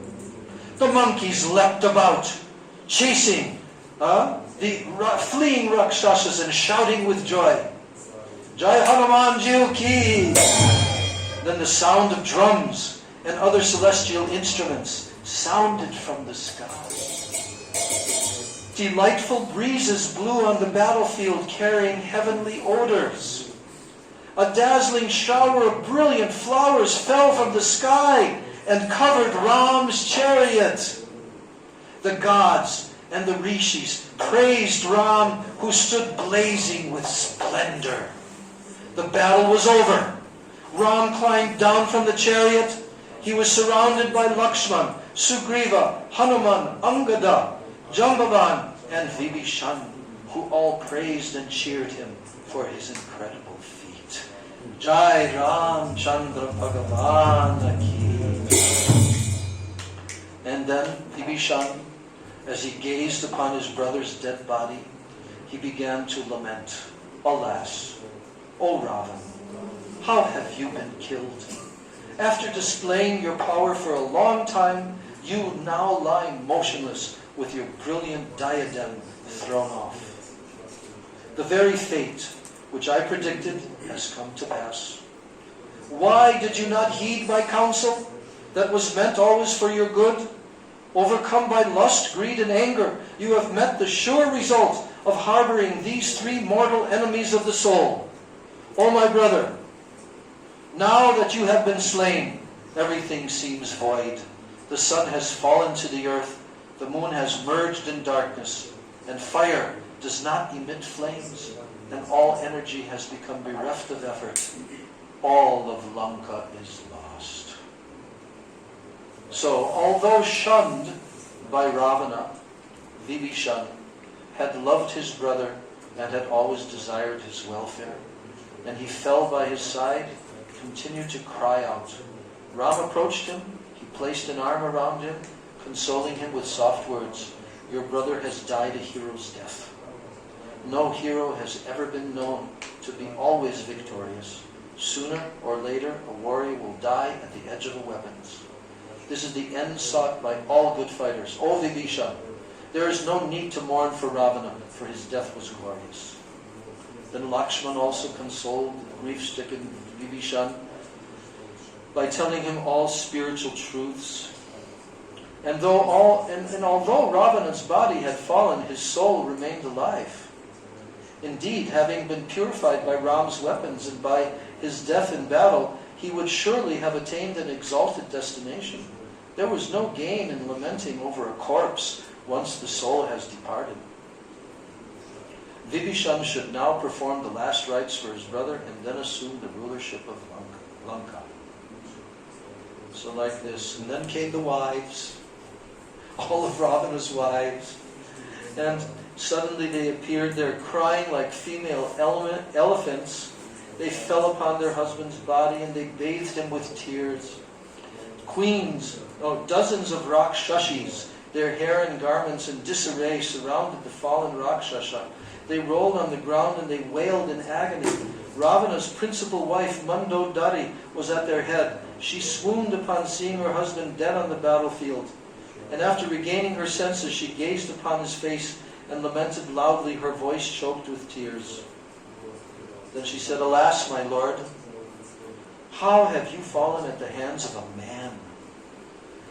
Because Ravana is a demon. He's a Rakshasa. Rakshasas are super powerful. Humans are not, in comparison. But Ram Because actually Ravana was cursed that he would be killed by a man, not by a Rakshasa. So therefore Ravana performed that function. Rama performed that function. So Mandodari said to him, how have you fallen at the hands of a man? You, who struck terror into the hearts of the gods, the Gandharvas, the Siddhas, even great rishis. Now you lie, being killed here by a mere mortal who came walking from Ayodhya, a city of humans. I do not consider Ram to be an ordinary man. He must surely be Vishnu, the sustainer of all the worlds, the unborn, the inconceivable and all-powerful Supreme Person. None other could have laid you low. So in this way, this chapter is almost finished. But as we know, came the time for the reunion of Ram and Sita. And that was one of the most emotional moments of the Ramayana. And there, Ram came and found her, and being led by Hanuman. And there she was, sitting alone in that garden. And at that time, Lord Ram, because he's going to be king, he has to act as a king. And he cannot be with any wife or any woman who has some question, if there's a question, whether or not, because she was, for 1 year, she was in the custody of Ravana. So Ram understood that she has to prove her chastity. She has to prove her purity. So then what happened? Then a fire was built. And Agni Dev himself, he was blazing in the form of the flames of that fire. And Sita Devi entered into the blazing flames of this fire. And a moment later, she came out being carried by who? Agni. And she was placed there. And now everyone knew that Sita Devi was absolutely, completely pure. Of course, we devotees know that Chaitanya Mahaprabhu had also solved the question, how could it be possible that Sita Devi was kidnapped by a demon? But there is one Shastra that Mahaprabhu found in South India, and in that Shastra it's telling that actually it was a Maya Sita. It was an illusory form that was formed and shaped like Sita.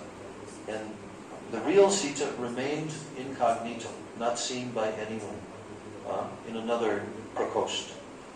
And now, when that Maya Sita came out of the flames, then now everyone understood. So Sita Devi is completely pure. So that was real Sita. Okay. And in this way, now the journey back to Ayodhya started. And there was a huge, gigantic airship that came there to bring them all to Ayodhya, which was hundreds of miles away. And they began to board the plane, and there was a throne in the plane, a big, huge airplane. And this plane, it had that it could become as big as required. No matter how many passengers came aboard, it could carry unlimited numbers. And also, no matter how few, it could also become smaller. So now, the plane took off, and Sita Ram were seated together. Lakshman, Hanuman, Sugriva, the bear, Jambavan, yes, Jambavan.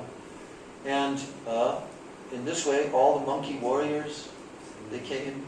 And then as they passed over the forest, all the monkey wives, the plane came down, and they all came on, and there were millions of monkeys. So the plane just expanded. And now as they were flying further, then Lord Ram was pointing out, you see, Sita? You see, that's the place where we spent so many years when we were wandering like this. And this happened there, and this happened there. Finally they came to Ayodhya. And outside of the city, that plane came down. And then a messenger was sent. You know who the messenger was? The messenger was sent to Bharat. And it was Hanuman disguised as a Brahmana. Hanuman can also change his form. And when that Brahmana came there to the palace, and Bharat was there, the Brahman announced immediately, "I have come to inform you, Ram has now come, Ram has returned to Ayodhya." And like Bharat came back to life, and he became so excited, and he became so emotional, and he began to say, "I want to give you 18,000 cows, my dear Brahmana, and so much charity and this and that. But nothing amount can ever repay you for giving me this news, that Ram has come." And then, now Bharat came, and all the palace, all the royalty came, and now all the citizens came, and Bharat led the way there, holding the shoes of Ram. And what an emotional meeting when Bharat came. And Ram and Bharat both, they were weeping and weeping, and Ram embraced Bharat. Bharat was become so thin. He was barely eating for the whole 14 years. He was just wearing the most austere loincloth and like even deerskin. And he would never sit on the throne, but he worshipped the shoes of Lord Ram, who had given him his shoes when he first left for the forest. And so now, again, they're reunited. And so, the beautiful story of the Ramayana, it comes to this conclusion that it was not the end of the suffering. There was another incident, actually two more very important incidences, but I don't know, time has gone. Huh? You don't want to?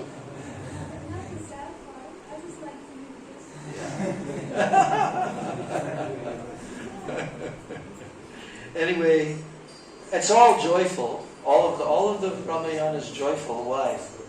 Because it's the pastimes of the Supreme Personality of Godhead. And how Ram concluded his pastimes, that was also a very special pastime. And our Gurudev told that pastime, especially here at Navadvip. He told that pastime, and everybody was weeping and weeping.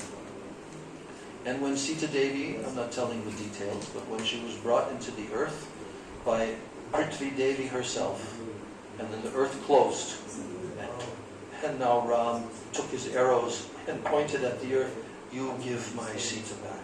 Then Brahma had to come and say, "My Lord, your pastimes are now finished. Sita is waiting for you there in the eternal abode. Now you go return back." Amazing. So on this day, we have tried in some very inadequate and small and paltry way to do justice to this glorious day of Rāma-navamī by reading directly from the Ramayana and trying to recollect these pastimes.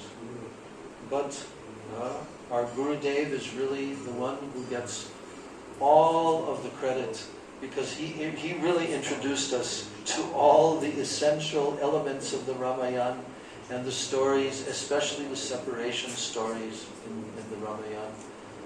So on this day, I'm bowing down at the lotus feet of Srila Gurudev, Srila Bhaktivedanta Narayan Goswami Maharaj, to my Gurudev, Srila A.C. Bhaktivedanta Swami, Srila Prabhupada, to all of my Sri Rupanuga Guru Varga, to Srila Bhakti Vallabha Tirtha Goswami Maharaj, his appearance day, and I'm bowing down to all of Sri Gauranga Mahaprabhu's eternal associates, his Dham, his Nitya Parikar, and to Radha and Krishna in their eternal abode of Shri Shri Vrindavan Dham, and this glorious Navadvip Dham, praying that we can always be here in Navadvip Dham, and we can continue to completely immerse ourselves in the pastimes of Sri Chaitanya Mahaprabhu, Sri Radha and Krishna, Sri Ram, all of his incarnations and his expansions.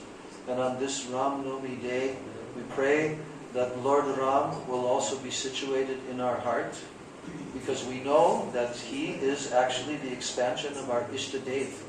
And who is our Ishtadev? Radha Govinda. So he is non-different. So on Ram-navamī day, with full knowledge that Lord Ram is actually Krishna, and he is performing this pastime for the benefit of all the whole universe. So we conclude our discussion today. Vancha kalpatarubhascha kripa sindhumevacha patitanam pavanebhyo vaishnavebhyo namo namah.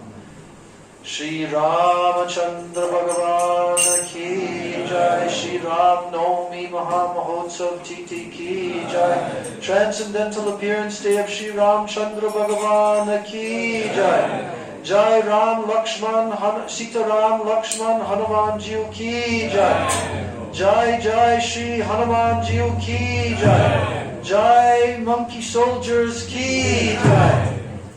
And Ravana for being killed by Ram ki jai. Because actually he's a great devotee. And he came in that form to perform this wonderful pastime.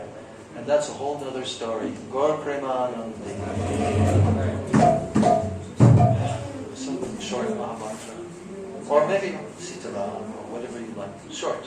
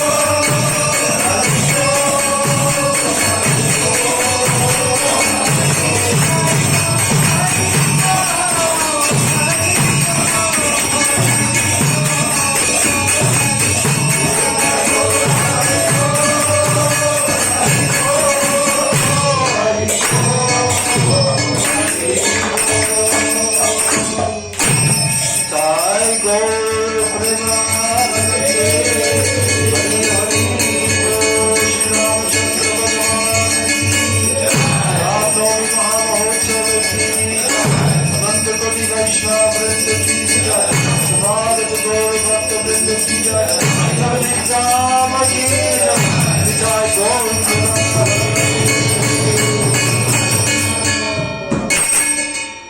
Vrindai Tulsi Devai Priyai Keshava Suja, Krishna Bhakti Pradini Sajavachai Namo Namo, Vancha Kavadurvascha Kripa Sindhu Veja, Patitanam Pavanebhyo Vaishnavebhyo Namo Namo. Srimad Bhakti Vedanta Padmanabha Maharaj. Deva ki jai. Srila Prabhupada ki jai.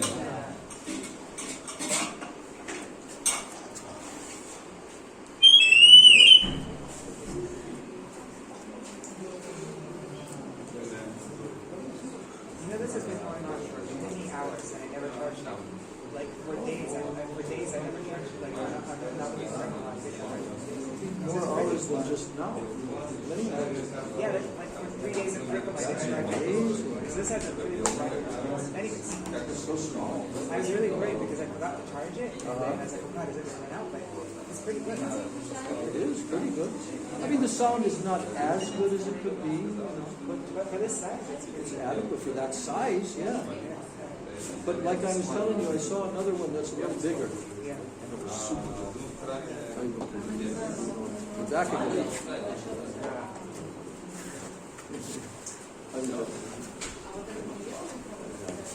Thank you for coming.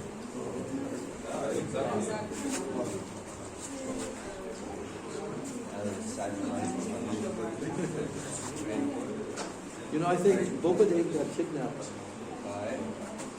Because I called him this morning at like 7:30, and then I reminded him, I said, you know, there's a program. And then he said, oh, that's good to know. I said, did you know about it? I said, he said, actually last night a message was sent to me by such and such. So I did know about it. But there's also a program that I was just informed by Ram Sharma at his house.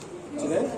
Yeah, this morning early. It was starting at 8:30. Oh, wow. So he said, wow, so now, I mean, this program is, the kata is not starting till 10:30, so I can probably go to both. But I think he got kidnapped. He was determined, but nevertheless. Yeah. This is something my mom got. It's Srila Prabhupada's complete audio archives, like everything. And then all you have to do is you. Oh, Yeah. yeah. So this is the complete audio archives of Srila Prabhupada, every class. There's a book? Yeah. And then to hear on this, you just type in the number. No. So you just like there's a code. Yeah? Like let's see this one. 1502. So you type in 1502. And now it's gonna play that. Wow. And it has all of Srila Prabhupada's kirtan, all the japa tracks. Like The following is a morning walk conversation with His Divine Grace, A.C. Bhaktivedanta Swami Prabhupada. yeah. And it works as a like if you wanna as a this thing. Yeah. So this is the entire, every single lecture. And that means also morning walks and everything. Yeah. And It's all divided into categories. you just type in a number here and it comes up. Wow, that's really intelligent. Somebody put that together. And I think when I heard that when people in church, you put on the right thing. Oh yeah, it could work as for So it has to have that Well, this is drive. This is the Yeah, drive yeah. thing, but when you use the, you take it out when you Yeah. use the speaker. Right, okay. It died.